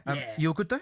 I can't complain at all. I can't Also, by the way, we've done a 1 hour and 51-minute radio show so far without mentioning the weather, which I think, by the way, is a record for any radio show that's going to happen today, yes, or even tomorrow, where we haven't said something like, "It's really hot, isn't it, Adebayo?" I know. To be fair, it is. You know what I'm saying? And too hot? It can never be too hot. I'm not one of them brothers who are about, listen, we don't get enough sun. Yeah, bring it on. So, yeah, bring on the heat. I'm a tropical brother. I said that once. I'll say it again. I'm a tropical brother. Yeah, no, I like it. Bring on the heat. There we go. Again, if you're just joining us, congratulations to Hull City. They have reached the Premier League. Ollie McBurnie, stoppage time winner, sends Hull back to the top flight. It was a late goal, and they'll be playing in the Premier League next season. But just for the next hour or so, before we hand over to the boxing at 9 o'clock, we are now going to turn our attention to tomorrow. There are so many different factors and elements and big talking points and obviously big games of football to get into. But let's start by speaking about Pep Guardiola. He waves goodbye to the Premier League tomorrow. Adrian Durham hosts Game Day Live from the Etihad for what promises to be a dramatic final day. They host Aston Villa. Pep spoke to the media yesterday and admitted he never expected to be at City for 10 years. Not 10 years in, I said many times, impossible. So I came for 3 years and said, we'll see what happened. And the rest is history. I think if we continue, it's because we were comfortable, both parts, you know, the club and myself, we were so comfortable being together. It helped me a lot. The Chiqui was here, the Ferrari was here, we met each other, so I was incredibly protected. The manager had been protected for the hierarchy, and I've been incredibly protected. And of course, the titles makes that you continue, but this support helps to win that titles that make you continue. So that related is so important. Bayo went the 4 in a row, 100 points, treble, Champions League. I mean, he's obviously won absolutely everything. How do you feel seeing Pep Guardiola leave tomorrow? Because the fact that he has done 10 years, I think we all thought, we did 3 at Barca, 3 at Bayern. We thought he'd come, it'd be short, it'd be sweet. But I think he fell in love with Man City, but also, fell in love with the Premier League as well. Yeah, man, he's stated many times that he fell in love with the Premier League. And listen, the journey he went on, to me, if I'm not overly happy that he's leaving now, especially after Arsenal's winning. So it makes Arsenal, again, favourites next. Yeah. That's just There's a lot of teams kind of have got a few things to sort out next season. So it's a worrying time. It's a worrying time. Well, for everybody that don't support Arsenal. But listen, we spoke about it last night on the sports bar in regards to kind of where he ranks. And again, we spoke off air. Maybe recency bias comes in because we're in it right now. But 20 trophies in 10 years, like we said, 4 Premier Leagues on the bounce. And also the amount of points he's amassed in a lot of the Premier League seasons. Obviously, there was a year where there was 100 points. There was a year where Liverpool had 97 points and didn't win the Premier League. So they weren't just winning league titles in terms of the standards they were setting, in terms of how many points they were winning, games they were winning, absolutely ridiculous. I think that's what made him stay even longer. I just felt, especially, I know he's come out and said Klopp was his greatest rival and that. And I think he misses that probably. I think there's an element of that because it brings out the best in you, and that's what it did. At both of them at them times, it was just, if Liverpool wasn't there, it would have been so boring to watch the Premier League just because they was just running riot. And I think that's an element where it just made him want to go again and go again. But yeah, him leaving, look at it. It's going to carry on. He was going to leave one day. I just guess in regards to when he's leaving, maybe it's slightly a bit disappointing, but the Premier League will go on. Well, a man that knows him well is Carl Walker. Obviously played at City for many years under Pep. He's part of talkSPORT's star-studded World Cup lineup. He joined Andy Golsey and Darren Bent in the Drive studio, and he explained what makes Guardiola so special. A really good manager, not just a manager on the pitch for tactics as well. Did he ever lose it? Oh, 100%. Like proper? Yeah. Hairdryer. I wouldn't say hairdryer, but smashing boards and tactics boards and everything like that. At you? Most of the time, yeah. There were certain. Stop thinking about your dinner. There were certain players that he could probably, and I've said this before, but he could have a go at. So I feel that other players, you've probably been in a changing room before where you have a go at someone and you've lost them. there's no point in you shouting at that person at that precise moment in time because you're going to lose them on a game. But other players, you can shout at them and you get a reaction, or you can shout at them to get a reaction out of the other lads. And I feel that, me, Ruben Diaz, Edison, Jack, Erling to a certain degree, definitely Aguero. They used to scream at him. Definitely Aguero, yeah.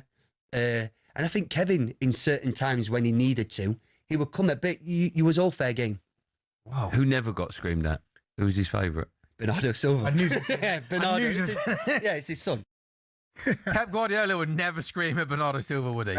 I mean, Pep's only probably leaving because Bernardo Silva's leaving. So if Bernardo's not there, I'm not there. How can I do that?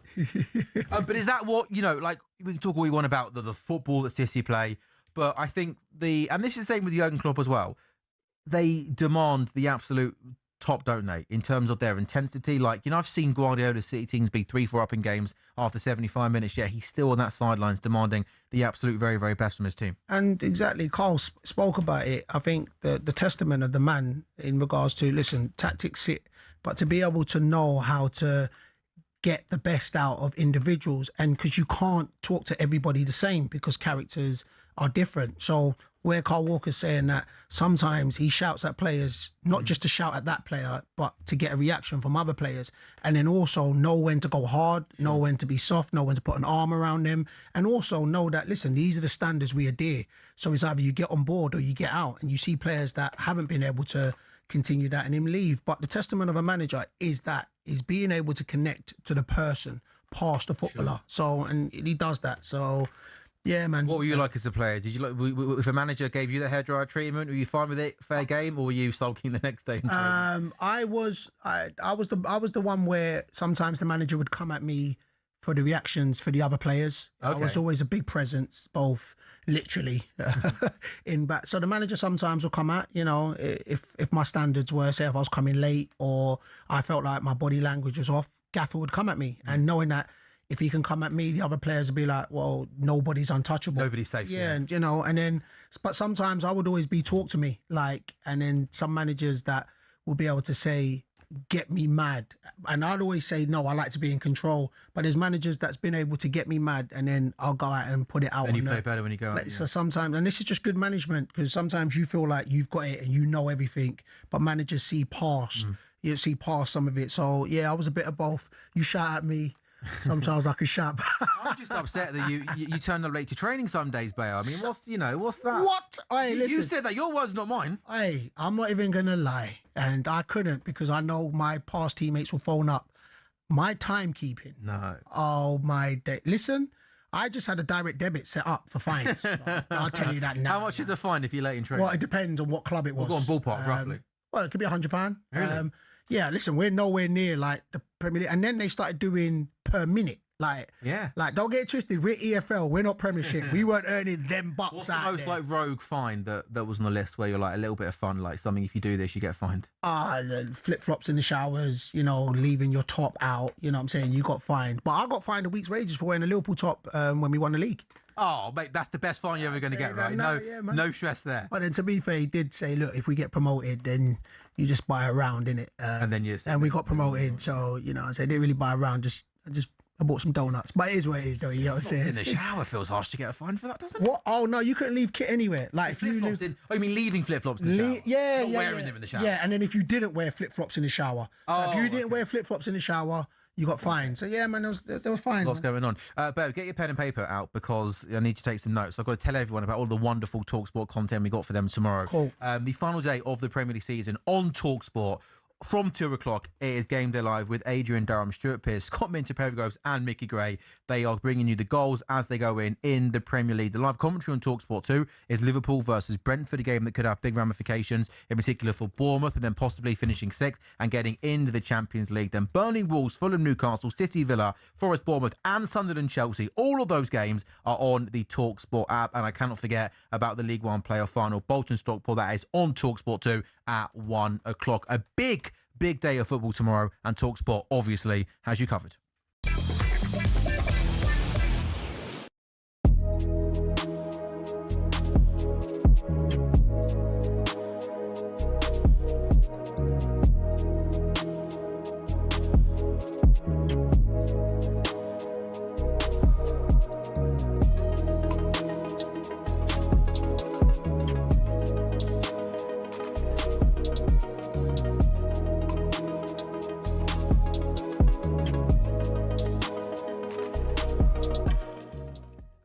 when you're sitting with your squad and you're looking to pick a squad of 26, you say, how many defenders do we need? I would normally go with 8. There's 9, isn't there? In this There's 9. And I wonder whether, mentioned earlier, question marks on Stone's fitness, James's fitness, and maybe Livramento's. 3 players has put an extra defender in his mind to cover that, which I think has been at the cost of Cole Palmer at the front end of the team looking at this. Well, let's be ultimately clear. When you go through the squad, Livramento's played 164 minutes in the Premier League since the last international break. James has played 83 minutes of the cup final, but not played against Spurs. He played 27 minutes off the bench against Liverpool at Anfield the week before. Stones, since the 2nd of December, has featured 4 times for Manchester City, totalling just 253 minutes of action. And Jed Spence, I mean, look, he played 70 minutes against Uruguay in the friendly on the Friday night of the last international break, but he's only started once under Roberto De Zerbi. So it's not as if everybody in that back line is playing regular football. I guess you can look at that 2 ways. You could say there's a risk because they've not played many minutes, or you could say actually they're coming in fresher than some of the players because they've not played so many minutes. Looking at your face, Stuart, you think they should have had a lot more minutes under their belt. I think people are a little bit deluded with this word fresh. Listen, I'm fresh. I ain't played for 20 years. Don't make me a better player, you know. I think it's very, very misleading. People say being fresh. I like to get in a routine, a rhythm, 90 minutes, going to major tournaments. I'm sure Gab's the same. If you said to him, like, have a month off and then deliver, well, he'd probably take that. I'm wrong individual, sorry, but most people, most normal human beings need the consistency of playing. And this fresh, it's a red herring. Honestly, it really is. You're telling me, leave me out and don't play me a great deal since the 2nd of December in John Stones is going to be helpful this summer? I don't see it. And he has a history of picking up injuries. Didn't he pull out the last squad injured at the last minute? He did, but the other thing to mention is that he always seems to be available for England, especially at major tournaments, and he has managed to do that regularly.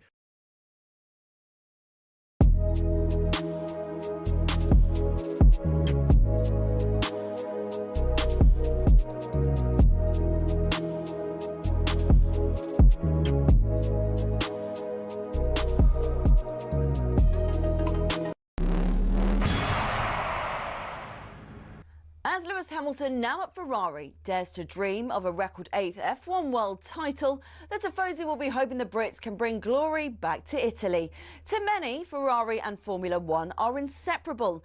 They're the only team in the sport today to have competed in the first World Championship in 1950, are the most successful team in history, and have built some absolutely gorgeous cars. Their first driver's title was won in 1952 by Alberto Ascari. Considered one of F1's most dominant and best-loved champions, he drove the iconic Ferrari 500 and defended his title the year after.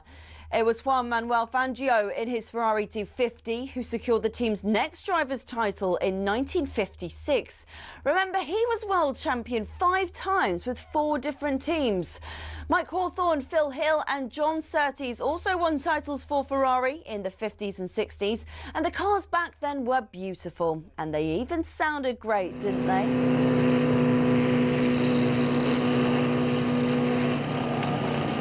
Anyway, Ferrari went 11 years without winning a title until Niki Lauda won in 1975 in the iconic 312T. Throughout much of the 80s and 90s, though, Ferrari looked like they'd never go all the way again. Le Professeur Alain Prost came pretty close in 1990, but lost out to his bitter rival and former teammate at McLaren, Ayrton Senna. It was only when John Todt recruited a swathe of staff from outside of Italy, including Michael Schumacher, that the glory days returned 21 years after their last driver's title. The turn of the century saw the prancing horse sprint to an unprecedented 5 consecutive championship doubles. And after Schumacher left, Kimi Raikkonen reclaimed the driver's title immediately. But despite employing 1,500 people, the Iceman remains the last Ferrari world champion. So, 16 constructors' titles, 7 more than McLaren, and 15 drivers' titles, 4 more than, again, McLaren. Ferrari are truly Formula One's top team. Forza Ferrari.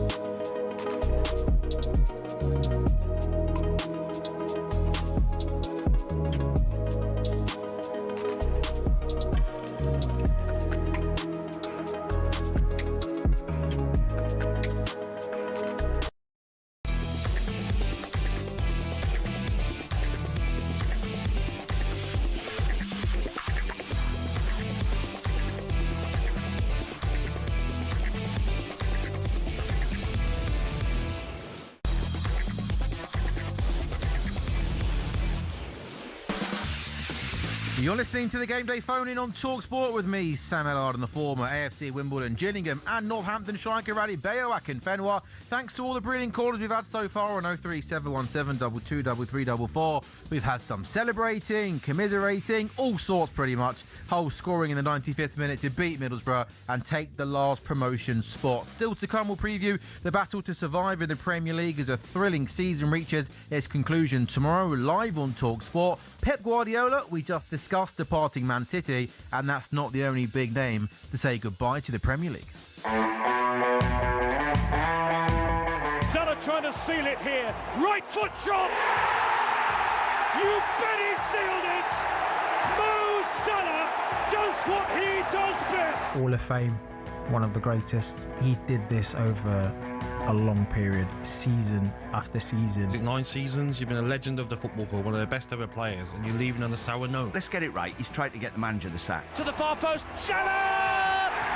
2-0. Salah, and he's running away into the penalty area. He's got options to his left. He gets into the box. Does he square it? No, doesn't need to. He gets it instead. I think Mo and I have both the same interest. We want the best for this club. We want the club to be as successful as possible. If I was on this slot, which you can't do because you'll lose all the Liverpool fans, I would bring him on for a couple of minutes, mate. Go on then. Go and get your round of applause. I wouldn't start him. No, I don't think it's that important what I feel about it. What is important is that we qualify for Champions League. Jurgen Klopp was the manager when Liverpool signed Mo Salah from Roma in 2017 for £34 million. At the time, the deal was questioned by some because of Salah's previous struggles with Chelsea in the Premier League. But hey, fast forward a few years, his haul of 257 goals for Liverpool has pushed him past the likes of Sir Kenny Dalglish, Robbie Fowler, Michael Owen and Steven Gerrard. Only Ian Rush and Roger Hunt have scored more. Tomorrow, Liverpool are at home to Brentford in the Premier League. It will be the last time Mo Salah is involved for Liverpool. He is leaving, of course, at the end of the season. Adebayo Akinfenwa is a big Liverpool fan. Delighted to say that Jasmine Khaled Arab, who's an Egyptian football broadcaster, is with us in the studio. Hey, Jasmine, how are you? Hi, Sam. Nice to meet you. Nice to meet you. I mean, how are you feeling then? I mean, I'm guessing, obviously, Mo Salah's provided you. He's probably kept you quite busy, hasn't he? Absolutely. Over the last few years, right? Well, definitely. I'm probably speaking from a place of bias, being an Egyptian myself, but he has a lot to give. He's offered a lot to Egyptian football, whether it be directly or indirectly. Most recently, he scored the decisive brace against Djibouti, qualifying Egypt for the World Cup, and just the World Cup before, he scored the decisive penalty, qualifying Egypt again after more than 2 decades, perhaps, without qualifying. So he has had a lot to offer to the country, on pitch and off pitch. Sure. And definitely one of the biggest names in Africa as well. Yeah. Have you met him? Have you interviewed him before? No. Oh, Jasmine, you got to get that sorted. Absolutely, yeah. You've got to get maybe when he moves, wherever that might be, you can try and track him down there, and you can maybe get him for a few minutes. I would say, Jasmine, I'll get him to text you, but I don't have his number, so you know what I'm saying. Hey, I don't believe you, mate. You got everyone's number. In that phone book, haven't I you? don't want to flex out here, but I can't arrange that, Jasmine. Don't let me get your hopes up. Don't let me get your hopes up. I can't arrange that. I have them high already. Jasmine, going into the game tomorrow. Obviously, it was near enough this time last week that obviously Mo Salah put out that kind of post on social media where, essentially was quite critical of the mentality at Liverpool Football Club, and also he was pretty critical of the style of play. I think it was pretty obvious he was having a go at Arne Slot, the Liverpool manager. What do you think is going to happen tomorrow? Do you think Arne Slot is going to start him? Do you think Arne Slot's going to be brutal and just say, no, I'm the manager, I'm going to be there next season, I'm not allowing a player, even if you are Mo Salah, to speak like that and do that? How do you think tomorrow's going to look? I think that will give us all the answers that we're looking for. So if he doesn't end up playing, I think that we would see some sort of odd dynamics in there. Because, come on, he's one of the club's greatest legends, arguably, if not the greatest. So for him to be deprived of playing his last game, I think that would reflect some sort of disrespect. We've heard a lot of rumours about disrespect coming from his end, speaking and being quite too open and attacking the club at times that he perhaps shouldn't have. But I think it's rather a reaction and not an initiated action in that sense. So we would hope to see him bid farewell through tomorrow's game. Can I ask a question? How is, how is Slot received, like on the Egyptian side? That's, of course, like I'm guessing not very well this season. Because of course, in regards to he was part of Salah, having one of the greatest Premier League seasons. So he was part. So now, of course, you started off as biased. I'm just curious in regards to how Slot would be received. Let's say we just miss Klopp quite a lot, even though towards the end. They had a bit of a hostile relationship towards the end themselves, didn't they? Yeah, true. But again, like No, even now, stop this. What are we doing? What, hold on. No. What's a few disagreements, should we say? Like players and managers don't. Yeah. This is this narrative. Like he didn't want to get brought off, and he talked back. Which every player, but I did that at Accrington. I didn't have a hostile relationship. Fair enough. Fair play. It's a narrative that just wants to. This is what I feel. That he had a hostile relationship. Klopp come out and said, "Listen, this has been Salah. Like he always wants to win, always wants to play, and that's just him." So hostile is for me. It just buys into this narrative. Look, is Salah opinionated? We can see that, but this hostile issue, I just think it's a narrative. But Jasmine, that's just me. I always go player mode because. Listen, you're going to have He's just a passionate man, isn't he? He wants to play. You're going to have disagreements with managers, and you feel, and I just said, sometimes you feel like you can play every minute, but a manager's there to be able to say, look, what's best for the team. That don't mean you've got a hostile relationship. That's just my take. Go on, Jazz. Unfortunately, I don't think we can really get an inside lens within the intention of why certain coaches choose not to let players play. But again, I think both would be driven primarily by what's best for the club. Right. Of course, personal interests do play a lot of role into it. So Salah would definitely want to play and give his all and break numbers again and so on and so forth. Maybe just doesn't see the potential for that as of now. But I think there has been something quite off about that because, again, even when Klopp and Salah would clash, we would at least see some reason behind. Sometimes the actions and the decisions taken by Salah don't seem quite justified. I'm a Liverpool fan, and I promise you, apart from Steven Gerrard, Mo Salah is my second favourite player at Liverpool Football Club, and I promise you I love him as much as you love Mo Salah. I would say this season, Mo Salah's form dipped a lot. And now lots of players' forms dipped. It wasn't just Mo Salah. It's not just Mo Salah. Cool. And look, we can talk about the style and stuff, and Slot maybe not getting the best out of Mo Salah, but I have seen Salah not start games, and I'm in Liverpool WhatsApp groups, like, I can't believe Salah's not starting. And I'm like, well, no, I can, because he has struggled this season. So I kind of think if there have been games where Salah hasn't started, I haven't seen that as a big, oh my God, that's disrespectful. Why is Salah not playing? Jasmine? You say a lot of it coming from the demotivation and the player coach dynamics and it getting to him as well, like on a mental level. Yeah. So definitely he physically won't be the same Salah that we had witnessed in 2019, 2025, 2022. Well, 2025 was just a year ago, but I mean, the image we have of Salah as being that phenomenal player, because age does play a lot into it. But again, a lot of it will come from demotivation and disappointment, perhaps him not finding the same level of comfort that he'd found with Klopp.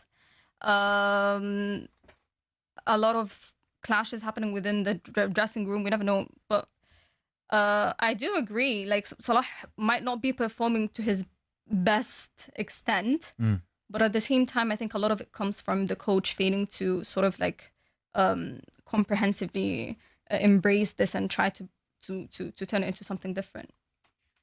What's Ferrari going to look like? I mean, there's no way in a million years he's not going to get on the pitch, is there? I'll tell you this, and I'm right with Jasmine. I think if he doesn't bring Salah on, then it's personal. Listen, I do think that Slot could feel disrespected in regards to the way Salah's approached, but I do think as a manager, you basically have to deal with 50, 60 fires at one time. And for me, Salah's earned the right to be able to, even if Slot's going to be there next season, Salah's earned the right to say goodbye. If he doesn't start him, he doesn't start him. I'm not saying that, Salah should start. I still come down and say, look, Slot's the manager. But I will come back and say, when it comes, it falls on the manager. So Liverpool this season has underachieved performance-wise, which you've seen many leaks come out, and it just seems disjointed. And what I would say is, when somebody has been somewhere for 9, 10 years and constantly, year in, year out, they've put in performances, I don't care what anybody says, they have the right to speak out. It just that's just my take on it. So there is ways some people deal with it behind closed doors, and I understand that. But if anybody's got the right to say, look, I've been here for 10 years, and look, it's fluctuated, but the standards I'm seeing now, if Liverpool were flying and they won the league and he was just getting mad because he was getting taken off, fair enough. But we can see as Liverpool supporters here that Liverpool has not been the same Liverpool just of last season. If Salah's been there for 10 years, he's got the right to say it. So I agree. I echo those thoughts. I'm not a fan in general as a rule of people releasing statements. I think when you're Mo Salah and you've had the history he's had with Liverpool and obviously leaving, and also what he said as well was I think pretty much every Liverpool fan agreed with what he actually put in the statement. So therefore, am I right in saying you've done a poem for Mo Salah, which people can see and hear all over your social media channels? Yeah, absolutely. More than one, actually. Quite. Oh wow! Yeah. How many poems have you done for Mo Salah? Just 2. You've written 2 poems. Yeah. Are they good?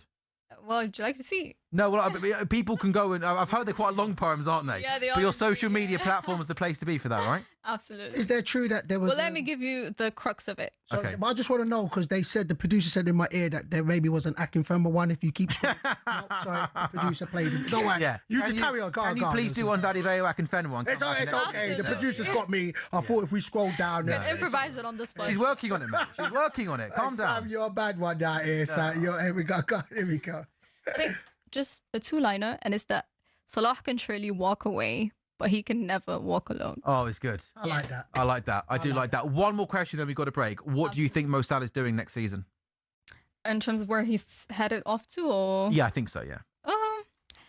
I would be quite sad to see him in the major soccer league or in the Saudi Pro League. To be fair, I mean, it would be lovely to see him play against Messi and Ronaldo and everything, but I don't know. I would love to see him, like if we were speaking dream-wise, in La Liga or in the German league, maybe. What is his most likely choice? I genuinely have no clue. Yeah, I think possibly. I think before he goes to a Saudi or an MLS, I think he's got another. I think he's got a couple more years. I think in maybe a European league where the speed's maybe not as intense and quick as the Premier League before he then goes to the MLS. Jasmine, thank you very much for joining us in the in the studio. I know you've come a long way just for this, so I hope you've enjoyed it. That's Jasmine Khaled Arab, top Egyptian football broadcaster. Tomorrow is Mo Salah's last game at Liverpool Football Club. I'm sure he'll get on at some point. That game is a talkSPORT 2 exclusive. Liverpool Brentford tomorrow, 4 o'clock kickoff with Ian Danter and the former Wolves goalkeeper Matt Murray.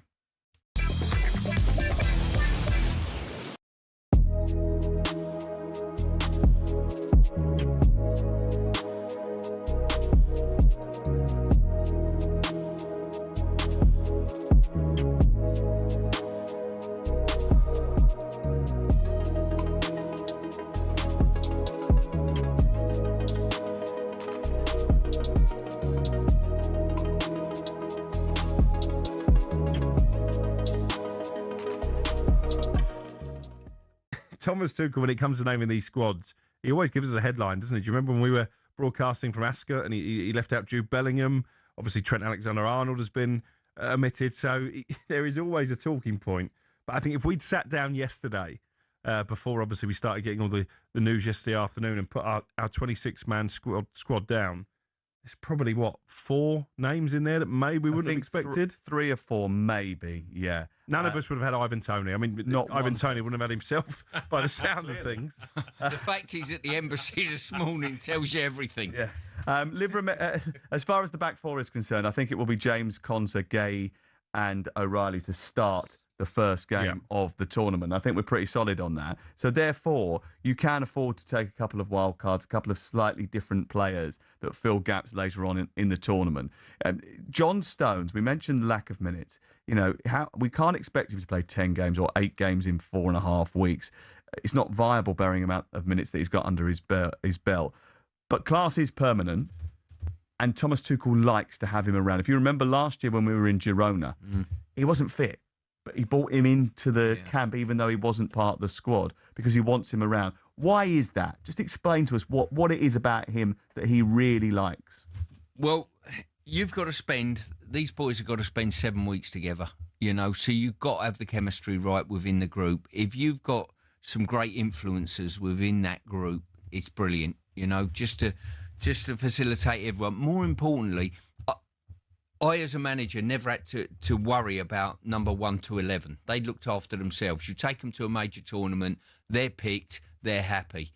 It's the ones from 12 to 26. I always used to make sure, as a manager, whenever we went to a major tournament, the day after we played, I would be one of the coaches on the training pitch, taking the coaching to show to those numbers 12 to 26, I'm here and I care about you. You have to do that. You have to do your work with those players. If you've got a few role models in there on the playing staff that can do that for you, double whammy.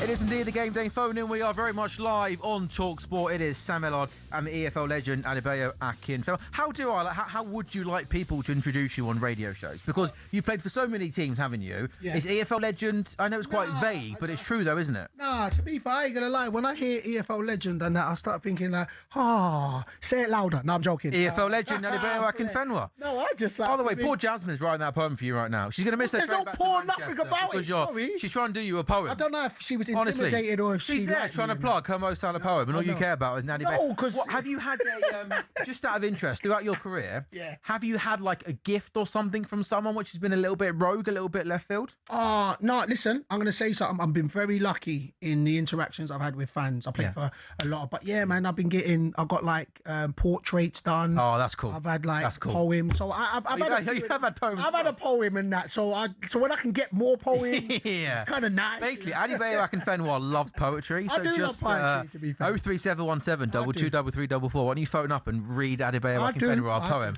live on air? It is now time to discuss some of the main topics of the day, all thanks to Betfair. Topic of the day on talkSPORT with Betfair. 18plusgambleaware.org. Well, the relegation battle is tense, to say the least, going tomorrow. Spurs are 17th on 38 points. West Ham are 18th on 36 points because they've got a much, much better goal difference. So for West Ham to stay up and Spurs to go down, it's very, very simple. Spurs have to lose to Everton. West Ham have to beat Leeds. Spurs are winless in their last 10 home league games. Meanwhile, Everton are winless in 6 Premier League games. Leeds United in really, really good form. They're unbeaten in their last 8 Premier League games, their longest run since a 13-game streak between May and November back in the early 2000s. So again, Spurs, Everton, West Ham, Leeds tomorrow. Let's hear from Spurs boss Roberto De Zerbi. Everybody now has access to the score from the other game as well. How much do your team need to concentrate and ignore noises from the crowd and maybe other cheers from the crowd? How much do you need to ignore what's going on at West Ham, or do you want to know what's going on at West Ham? No, I want to stay focused on ourselves, on our performance, on what we can do on the pitch, because it's in your hands. Bayo, it's quite remarkable that we've come to this day where Tottenham Hotspur are going into the final day of a Premier League season, and there is a possibility they could literally be relegated down to the Championship. It is incredible, isn't it? It's mind-boggling. I'm telling you. I mean, for me, Tottenham's always been mainstays. So to get to the point where it's on the last day, and listen, I've said this again. I'm not a Tottenham supporter. I'm not a West Ham supporter, so I've got no skin in this game. But I do think Tottenham match West Ham's results tomorrow. And maybe just because I can't fathom a world where Tottenham get relegated. But again, there's maybe stranger things have happened. But it's mind-boggling that Tottenham can get relegated tomorrow. Yeah, West Ham went on a really, really good run, didn't they? Not too long after Nuno Espirito Santo came in to get themselves in a position where they were a couple of weeks ago out of the bottom three, but they have been in really, really poor form over the last couple of weeks. I mean, I thought in particular that that performance in Newcastle last weekend was really, really disappointing. I mean, even just from the basics point of view, you're at the bottom of the table fighting for your lives. They were conceding stupid goals, a lack of fight. I don't want to put too much on Jared Bowen because his numbers are still pretty impressive. I mean, Bowen's assisted 8 of West Ham's last 12 Premier League goals. But I always said that I thought West Ham were going to stay up because of Jared Bowen, because of the quality he's got. Yep. He has, the ability to win games of football themselves. And again, I don't want to put too much on Jared Bowen, but I think as well, in particular, in the last couple of weeks, maybe Bowen's form's dipped off a little bit. And again, conceding stupid goals, Bowen not in great form. And again, they've lost their last 3 Premier League games. It's been a tough couple of weeks for Nuno's side. Yeah, I mean, listen, the pressure does get to you and it's mounting up. And listen, it falls on the shoulder of Bowen. Listen, I think he's a top tier player. I think he's quality. But sometimes, look, we'll discuss, and we've discussed on lengths about the result against Arsenal. I just think sometimes they're defining moments. I know you mentioned Newcastle, but getting a draw at Arsenal where that's then a point, then just the feel is different. And I know there'll still be a point behind Tottenham if it was still the same, but just the feel's different. But yeah, listen, momentum. Listen, I get it though. It falls on the player, and that's what the big players, they know it falls on them in a good way and it falls on them in a negative way. But Bowen's got big enough shoulders and he'll try all he can on the last day of the season against Leeds. Is it going to be enough? I guess only time will tell. Well, again, West Ham got to win their game, and they've got to hope that Spurs lose to Everton, who's now managed by David Moyes. So West Ham hoping desperately for a favour from their former gaffer, David Moyes, who said he's incredibly keen for the Hammers to survive. Look, I'd love to keep West Ham in the league if I can do. So, but it's more important that I get Everton that top half finish, and we try and get a few more £1 million because of our league places, which is so important as well. So if we can do that, I think sometimes you don't look, when you're in this position, you don't look at your league position until you're 5 or 6 years down. You look back and you say, oh, finished 14th. Well, the truth is you should have maybe finished 10th or 9th or whatever you. So we've got to try and finish as high as we possibly can. But yeah, I really do hope that West Ham stay up. It's still strange, isn't it, with David Moyes and West Ham? It was only, a few years ago that West Ham won a European trophy with David Moyes as manager. He took them to Europa League semi-final, 2 6th-place finishes in the Premier League. And there were, it's been obviously well documented, when they did have a tricky patch, a lot of West Ham fans didn't want David Moyes as manager. They didn't like the style of football. And it's cliche, but, possibly be careful what you wish for, because fast forward a few years, Everton have been competing-ish for Europe over the last, couple of months. And obviously West Ham are fighting for their lives. Yeah, man, sometimes fans, they think the grass is greener on the other side. Not Liverpool fans, we know what we're saying. But anyway, listen, I digress. But yeah, listen, sometimes it's when you feel like success is a given, that then you're like, oh no, we want a style of football. But, it's changed. They brought in different managers, and now they're reaping what they're seeing at the moment. But listen, David Moyes he's a solid manager. Yeah. Like he's been there, done it, and you can see what he's done with Everton. He's made them. He's done a really good job there. Like they've had a tough couple of weeks. They're winners in 6 Premier League games, haven't gone longer without victory since April 2024 under Sean Dyche. And they have hit a tough couple of weeks. I mean, Sunderland in particular last weekend, they were really, really poor. Yeah. And it was Seamus Coleman's last game, and he kind of did lap of honour around the ground with it kind of being half empty. But it's important to remember that it's been an Everton team before David Moyes came in for a good couple of years who were fighting relegation year in, year out. The fact that 4 or 5 weeks ago we were talking about Everton possibly being European contenders shows what a good job David Moyes has done there. Yeah, listen, the proof's in the pudding when it comes to David Moyes. He's staple in regards to hard work, structure, organisation, and that's what he had that at West Ham, but West Ham wanted a little bit more affluence to it. Listen, the fan base is the fan base, but you've shown he's gone to Everton, and like you stated, they were just surviving. Every year. And now you can see they are a real organised and effective outfit. So, and it can only go, you just have to salute David Moyes for that. Yeah, I think Iliman and Dice form's taken a little bit of a dive over the last couple of weeks. I think normally when Everton play well, so much of the good stuff comes through Iliman and Dice. He's such a clever player, skillful, tricky, beatsman. I really, really like him. I think maybe he hasn't been at his best. How do you see tomorrow going then? West Ham Leeds, Spurs, Everton. I feel like we could be looking at just 2 draws, 2 low-scoring draws, and West Ham get relegated. Yeah, listen, I remember saying a couple of weeks ago before De Zerbi came in, I said Tottenham's going down. I said I just couldn't see you know, but I do think he's come in. Of course, he steadied the ship. And I think they match each other's results. I think Tottenham match the results. Yeah, like you said, a draw, or if West Ham beat Leeds, then Tottenham would end up beating Everton at home. You know, for some reason, I just think Tottenham's going to stay up. Yeah. But if not, boy. Yeah, if not, I mean, it's going to be absolute carnage tomorrow, isn't it?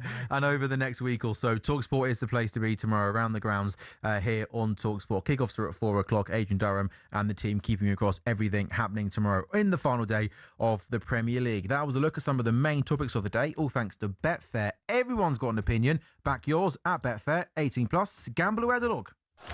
Topic of the day on talkSPORT with Betfair. 18+. Gambleaware.org.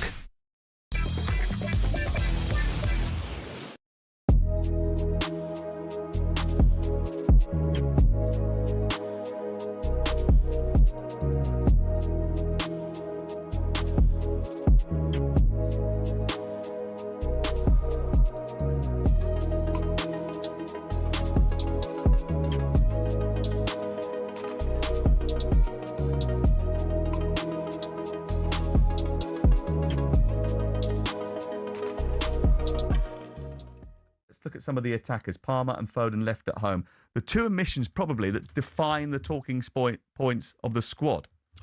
But we all expected it. I've been saying it for the last 2 months, and Manchester City fans and Chelsea fans are like, no, you can't leave them out. It's Cole Palmer, it's Foden. We know what Palmer can do in big games, but when you're not performing in that position where we got so much talent, like Rodgers, Eze, look at Bowen, unfortunate not to be in the squad. Gibbs White can't get in the squad, so I don't think it's a shock that Foden and Palmer don't make it. One of the things that he has said, Thomas Tuchel, is that he wasn't going to take a batch of number 10s. He was going to take players that played in specific positions in that front line. He has only taken 3 of them. He couldn't take 5. He didn't want to take Foden and Palmer and then crowbar them into the team out of position. Is that the right call? I think so, because we saw, going back to the last European Championships, Gareth Southgate tried to do that with Foden in particular, and he ended up having a nightmare of a tournament. Palmer was used only sparingly. So, yeah, I understand the argument. I would have taken one more in that number 10 position, because obviously you can play Bellingham deeper if needed as well. And I think if you're talking about taking one more, Gabby's dead right on form.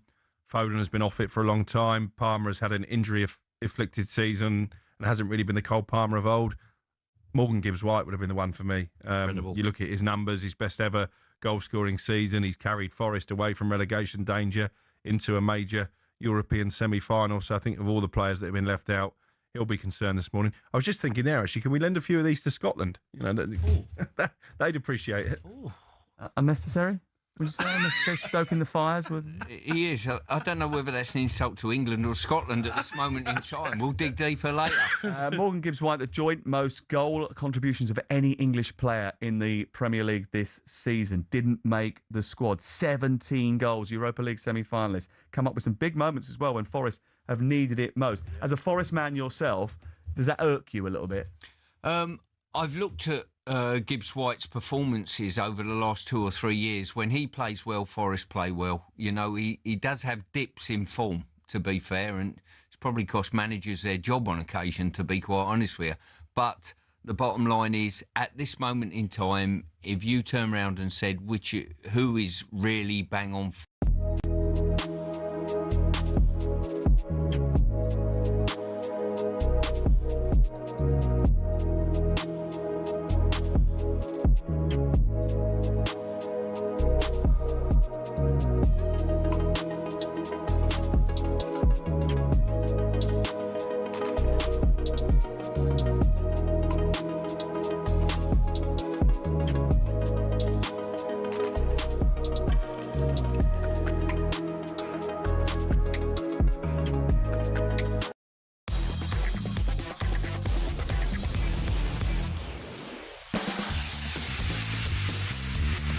It is the Game Day phone-in. We are very much live on talkSPORT. Sam Ellard and the EFL legend Adebayo Akinfenwa with you until 9. And then after us, this evening, 2 heavyweight legends collide as Alexander Usyk and Rico Verhoeven go to battle tonight. talkSPORT's Adam Cattrall, Gareth A. Davis and Spencer Oliver will be on hand to dissect every moment of the action so you do not miss a thing. Alexander Usyk v Verhoeven, live coverage at 9 p.m. on talkSPORT and also the talkSPORT Boxing YouTube channel that follows us next. You a big boxing fan, Bear? Yeah. Big boxing fan. And, yeah. To be fair, I actually didn't even clock that the fight was on today. Yeah, well, you can't be that much of a big boxing fan then, can you? Yeah, when a brother's busy like me, my man. What have you been up to? Let's just keep that, family stuff. Boys doing GCSEs. Oh, really? A lot going on then. Yeah, a lot going on. But, yeah, big boxing fan. Yeah, so, just before we move on, though, my guy Luke, he sent me a text saying he's going to call up and give a poem. So, Luke, don't just front. Phone up, Luke, and give the poem. Bobby Barry said it as well. Don't just be texting me. If you lot give it, phone up and give the poem to the world, people. Who is Luke? Luke's my guy. He's my guy. He's my mechanic. Is he your mechanic? How many cars? He's got to work on all those cars you've got. Don't do that. Don't do that. All those, yeah. Don't do that. HMRC be listening to this. I don't be having plenty of cars out. He's the busiest mechanic in the world. He's always working. He's never not working. Luke, how have you got time to make a poem when you got to look after Bayo Akinfenwa's 50 narratives? No, listen. I only have one car, and it's let's just say that. Let's just. I'm only joking with you, Bayo. Please, because come on, there's narratives out here. No, we are not doing narratives here on the Game Day phone and on talkSPORT. We've got some more calls coming in. 03717223344. We're going to hear shortly from Ben, a Southampton fan, but Mike, the Man City fan, has phoned in. Mike, we were talking about Pep Guardiola a short while ago on the show. How are you feeling, mate? I mean, this time tomorrow, Pep Guardiola's Manchester City career is going to be over, mate. I'm just grateful. I just think I've said for the last 10 years when the press have said that he's leaving that week, for the last 10 years, I've always said I just want him to go when he's happy. Right. I just want him to be happy. I've met him a few times. He's the nicest. Yeah, he's the nicest man you could ever Where have meet. you met him before? Oh, at City, at various things to do with City. My godfather's Mike Summerby. Oh, so nice. He's the Legend. club ambassador. Yeah. And me and Nicky Summerby are the same age, so I've known him since I was a little boy. And you just meet him at various things, and he's just ace. He's interested in you. He's interested in sort of business I do, but he's just a top bloke with the right sort of mentality. I think the big thanks should go to Caldoun, the chairman. He's just ace. I mean, he's literally turned around to Pep and said, "You will never get sacked from this club. You've got to go when you're ready." And he is knackered, so I want him to go and have a nice time. But he's staying on, don't you? He's now a global ambassador for City. So that's what Uncle Mike does. So, I mean, I'm happy in a way, and this might sound a bit bizarre. I'm actually quite sort of glad that now we're having another change, because I think it'll be interesting again. Interesting. I was going to ask that question. I was going to ask, was you worried about City going forward with now Pep not being there? No. Okay. No, not at all, because the club is that well run, and there's so many extra things going on. And tomorrow, I cannot wait because Edison's back. Yeah. Because this is the sort of club we are. Edison's been brought back to Saint Gerard because he couldn't do it last season. Obviously, it's Johnny and Bernardo. Yeah, doing their thing. We've got the pub in Manchester has been changed into the Stones and Silver pub. Oh, nice. Nice. You know that? So for 4 days, it's all Johnny Stones and Bernardo, which is really cool. So they're putting all events on then. Then Monday it is, you ready for this? Yeah. Under 18 double winners. The women have won their league. They've got their FA Cup that they might do a double at the end of May. So they're all on the buses. Then our team with, so it's a Pep goodbye and then the double for the Cups. And we've overachieved this year, right? In what we've actually won from a underachieving season of the way we've played. Does that make sense? Yeah, it does, to be fair. Yeah, and they're the first to sort of admit it. I can tell you now, nobody thought we'd be nearly, a couple of weeks ago, or whenever it was, having the chance to actually possibly win the league. Really, when you look at the points we've dropped, whoever's first, if they were really, really good, they should be 25 points ahead of us. It's that sort of season. But the thing I really wanted to say was, everyone keeps now comparing Pep to Alex Ferguson. And obviously I can't stand Ferguson, but from a United point of view, but obviously I've got to respect him from a successful point of view, right? But do you know something? Do you know what no one's ever said? Go on. In Alex Ferguson's first 10 years, right, compared to Pep's 10 years, knock out the Community Shield as not a big trophy, right, and allow the Cup Winners' Cup, Europa League type thing, as a proper trophy. Sir Alex won about 8 or 9, I think, in his first 10 years, and Pep's won 17. But there's a big difference. I don't know if you remember it, but at the time when United were coming good, and they got the really good class of 92 with X and all them, what actually happened back then was all the newspaper reports about United were, the richest club in the world. Being rich was a good thing. As soon as City got money, being rich was a bad thing. And the new rules came in for which Arsenal, United, Liverpool, and Spurs campaigned for, which they didn't when Chelsea got rich. They only did it when City got rich. So Pep has had, and City have had, all that distraction the whole way through. Mike, I completely echo all of that, and again, obviously, Bale, with Pep and Alex Ferguson, I think we can all sit here and talk about what's better, but I think it's fair to say they're both absolute legends, aren't they? Top tiers, certified legends. Mike, thanks so much for that call. I really appreciate that. We've got Robbie, the West Ham fan, who's phoned 03717223344. Rob, good evening, mate. How are you feeling ahead of the big game tomorrow, mate? The big day tomorrow. I'll apologise to Noel Gallagher before I say it as well.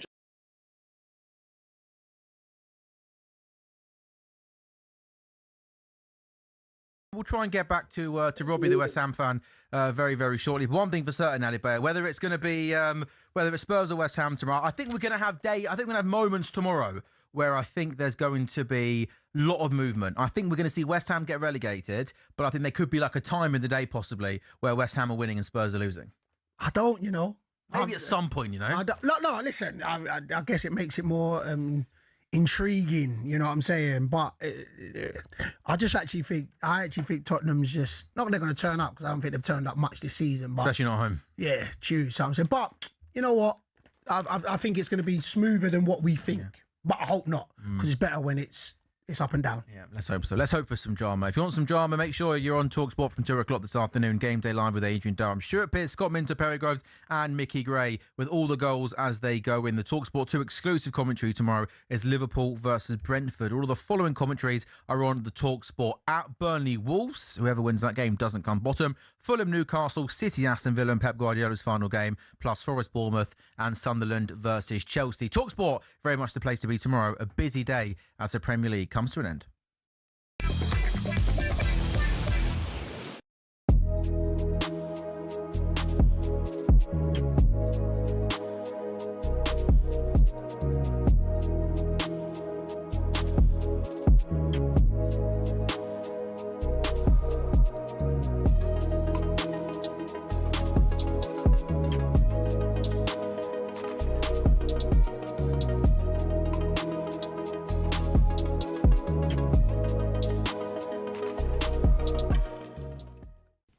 I thought it was great at the end of the game, the way the players were with him. Oh, do you know what I mean? Emi Martinez picked him up. Because we saw a wee side to him that you don't see. Yes. We saw a different side to him. What was funny, though, when Emi Martinez picks him up, on the clip behind, you can see the players are a bit like Tyrone Mings. They're laughing like, "Oh my God, how has he done that?" Yeah. Because then they know that like the manager's not really like that. He doesn't like to be the centre of attention. Yeah. But it was incredible seeing Ali afterwards. So emotional for so many Villa fans, and we were lucky to be in the stadium.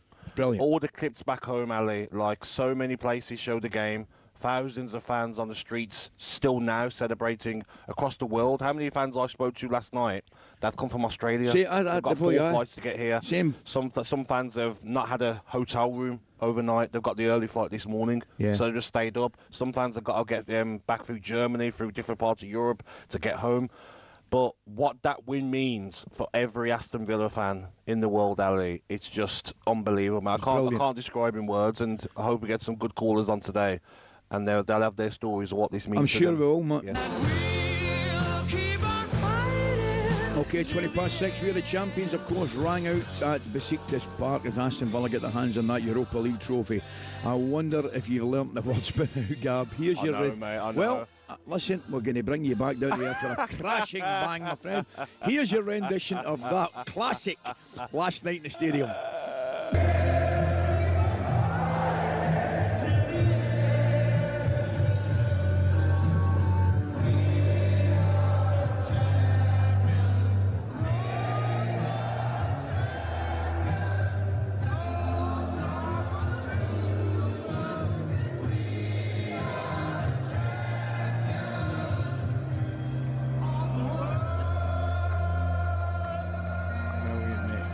Fantastic. Good on you. I was just... Hilarious, mate. I met all the Villa fans before the game, man, and they were brilliant, Gabby. Brilliant. Older gentlemen, young boys. Ali, there's been no incidents.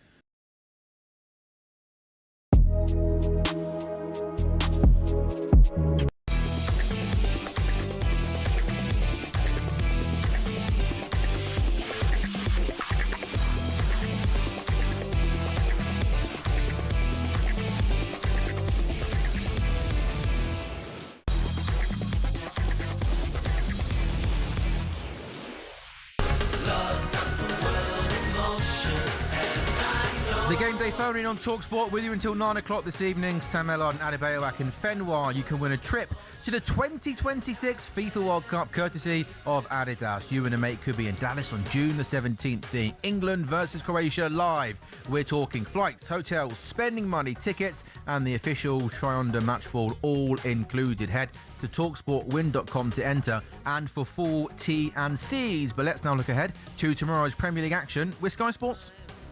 Stay ahead of the game on talkSPORT with Sky Sports. Stream the game of your choice from the final day of the Premier League flexibly with a Now membership.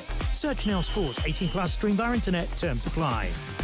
Arsenal lift the Premier League trophy tomorrow for the first time since 2004. They're away at Crystal Palace. Gunners boss Mikel Arteta went into detail yesterday on his emotions at finally finishing top of the pile. It's one of the best feelings I ever had. I'm supposed to be here at Colney watching the game with the boys and certain stuff because that's what they wanted, but I couldn't. I think 20 minutes later, before the game, I had to leave. I couldn't bring the energy that I wanted, and I don't think it was their moment as well to watch it together, to be themselves and just see what the outcome would be. And I went home, I went outside to the garden, I started to build some fire, and I started to do some barbecue. I didn't watch any of it. I was just hearing some noises in the background in the living room, and suddenly the magic happened. My oldest son opened the garden door. He started to run towards me. He started to cry. He gave me a hug and said, "We are champions, Daddy." And then my other two boys and my wife came over, and it was beautiful. Just to see that joy on them as well, that they are always with me. It was magical. And I think a minute later, Martin was with the video. "Where are you?" I said, "Come over." I said, "You guys enjoy it for a while and see you in a few hours somewhere in London." And it was beautiful. Oh, that was lovely, I thought, Bayo. I thought he spoke really, really nicely there. Yeah, man, listen, the players and Arsenal's cool. It's the fans we just don't like, you know what I'm saying? Oh, I'm not having this, by the way. Let's not do this on a Saturday night, Bayo. Yeah, man, but come on now, let's leave the Arsenal fans alone. No, never. They never leave us alone out here. They never leave us alone. They're not as bad as people make What? out. Oh, come out of here! But that right there, that was wicked because you close your eyes and you see it. And I didn't think that, like, when you win the Premier League, the first thing you think of doing is lighting a fire and making a barbecue. I don't know, that's not the first thing that comes to my mind. Well, he just needed to keep his mind busy. That's just what it shows out here, you know. But hey, fair play, man. They deserve it. You think they were going to do it?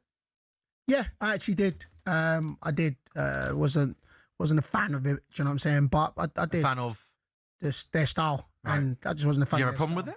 No, I think if you can't stop something, then you got to find a way. So as much as people were complaining, they were very effective at what they did. So I actually did think they were going to do it. And you go back, they are the most settled team. They've been together and they've been building. So, you know what I'm saying? Fair play to them, and they deserve it. Yeah, I think that was it. That he had a period where his teams would play really good, fluid football, but he then decided to sign create a big, strong physical team that were hard to beat, hard to break down, that were good from set pieces. And I appreciate that they haven't maybe played the sexiest of football this season, but you can tell years of planning to get to this period. They've had a really, really good couple of years of good recruitment. All the new players have come in, and I think it's great for the Premier League. Obviously, it's been a Man City team we know that have pretty much dominated English football. Obviously, Liverpool have won a Premier League under Jurgen Klopp, going up against Pep Guardiola and Slot last season. But I think for the first time in 22 years to see a new team win it, I think is good and exciting for the Premier League. And tomorrow will be an incredible day for Arsenal. I mean, it's Selhurst Park, and only a couple of thousand away fans are going to be there. Yeah, listen, it's good. And all jokes aside, the scenes at the Emirates the day they won it, I do think football needed it. It was fresh, and look, we joke about the Arsenal fans, but they are passionate and they love their club, and you see that. So it was good for football, but just for everybody else, just come off social media, stay inside for a little while. Lock yourself away and go on holiday. That's the top. There's a possibility, Bayo, that this time tomorrow we could be talking about Bournemouth, who it wasn't too long ago they were playing at the bottom of the Football League in League Two. They could be a Champions League team tomorrow because, of course, Aston Villa have won the Europa League. So it means if Aston Villa finish 5th in the Premier League, another spot goes to the Champions League, and that will be 6th place Bournemouth. Liverpool are 3 points behind Villa, but with a better goal difference. So if Aston Villa lose away at Man City tomorrow and Liverpool beat Brentford at home tomorrow, 6th place will get Champions League. That's not guaranteed to be Bournemouth. Bournemouth have got 56 points, Brighton 53 points, Brighton with a better goal difference. So if Bournemouth were to lose at Forest and Brighton were to win their game against Man United at home, that could swap around. But, I mean, that would be... I know it's going down to 6th place. A lot of people would maybe want it just to be the old school top 4. But, I mean, Bournemouth Football Club, and it would be the same for Brighton as well. But, I mean, the job that Andoni Areola has done at Bournemouth, I mean, it is nothing short of absolutely remarkable. They're unbeaten in their last 17 Premier League games. I'm a massive fan of him. I really am. And I think, look, you can only do whatever you do at the club you're at to be given the opportunity to go and prove yourself at a bigger team, which, of course, when pressure and expectation comes in, it's a whole different ball game. But I'm a massive fan of his, and exactly that. I'm a product of the EFL. I played Bournemouth many a times. Now to think that there's an opportunity, again, like you said with Brighton, but we'll focus on Bournemouth, that they can be playing Champions League football next season. Look, you can only take your hats off and salute the job. And the players, fans... Eddie Howe as well, when taking them up to the Premier League in the first place, because he did incredibly well with all those promotions. It's the way the organisations run. Recruitment. And that's from top to bottom. Bournemouth have run. It's not like they go out and give players X amount of money and just go and buy it. They literally have got a recruitment policy. When one player leaves, I mean, they lost... To be fair, they lost Kirkes, Howson, they've lost players, and then another players come in, and that's just what you see from top to bottom of a way an organisation is run. So top tier and salute to Bournemouth. Yeah, I think City will beat Villa with everything going on at City and the emotions of Guardiola, and Villa might have had a busy couple of days after the Europa League win. It's just where Liverpool can beat Brentford, really, isn't it? Which I'm not so confident about. I know, gosh, come on, Slot, Liverpool, finish strong. But yeah, again, there is stuff that's on the line tomorrow, and that's good. You never kind of want the end of season just to be for nothing, and flat. You know what I'm saying? So there's both at top in regards to Champions League, and then the bottom. So it should be a nice day, weather-wise, and hopefully it's a real exciting end to the season. Yeah, good stuff. Barry, been an absolute pleasure over the last couple of hours. And again, one more reminder, I'm sure you all know by now that Adrian Durham's taking you around the grounds tomorrow. The kickoffs are at 4 o'clock. All of the build-up at 2 o'clock on talkSPORT. That Liverpool-Brentford game is a talkSPORT 2 commentary. Brentford will want to win as well, because there's a chance they could get Conference League football if they can win, and results will go their way. So they're still playing for a possible chance of finishing in a European spot of some sort, which again will be an amazing achievement for them, given that Keith Andrews came in. There was a lot of maybe people thinking they'd possibly struggle this season with Thomas Frank leaving. But good man, what's the Sunday looking like for you tomorrow? To be fair, family time. I'm going to chill, and then I'm going to take in the football. Chill mode. Yeah, man. Nice little start to the bank holiday. Yeah, well, there we go. That's what it's all about, right? Taking it nice and chill. That was a look ahead to tomorrow's Premier League action. Stream every remaining Premier League game live on Sky Sports with a flexible Now membership. Stay ahead of the game on talkSPORT with Sky Sports. Stream the game of your choice from the final day of the Premier League flexibly with a Now membership. Search Now Sports 18+, stream via internet, terms apply. I hope they don't mind me asking you as well about what you're doing tomorrow in that, I just thought they might, hey, we want Adebayo Akinfenwa's opinion on football, but also we thought we'd give the people what they want. What's Adebayo up to on a Sunday afternoon, That's cool right here. They'll see me on my snap anyway. I've got an insight to my life, so it's cool, man. Don't worry about that. Good stuff. Top man, hopefully we'll see you soon. I think you're back on Friday, next Friday night, aren't you? And thank you for all your calls over the last 3 hours as well. Congratulations to Hull City, who are Premier League for the first time in 9 years. Don't go anywhere, though, because up next, it's a big night in the world of boxing. It's fight night. Alexander Usyk is in the ring. Big fight. talkSPORT taking you through all of the action this evening.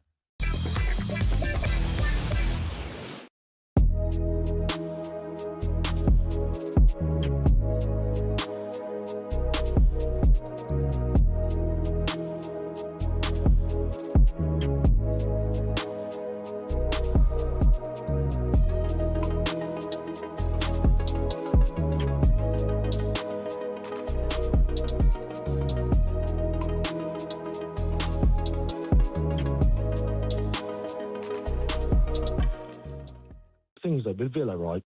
Unai Emery is the man. He is like he has full control over everything. Transfers, youth club, there's no one telling him what to do. And there's been rumours about him going to Madrid. Can you imagine him going to Madrid, mate?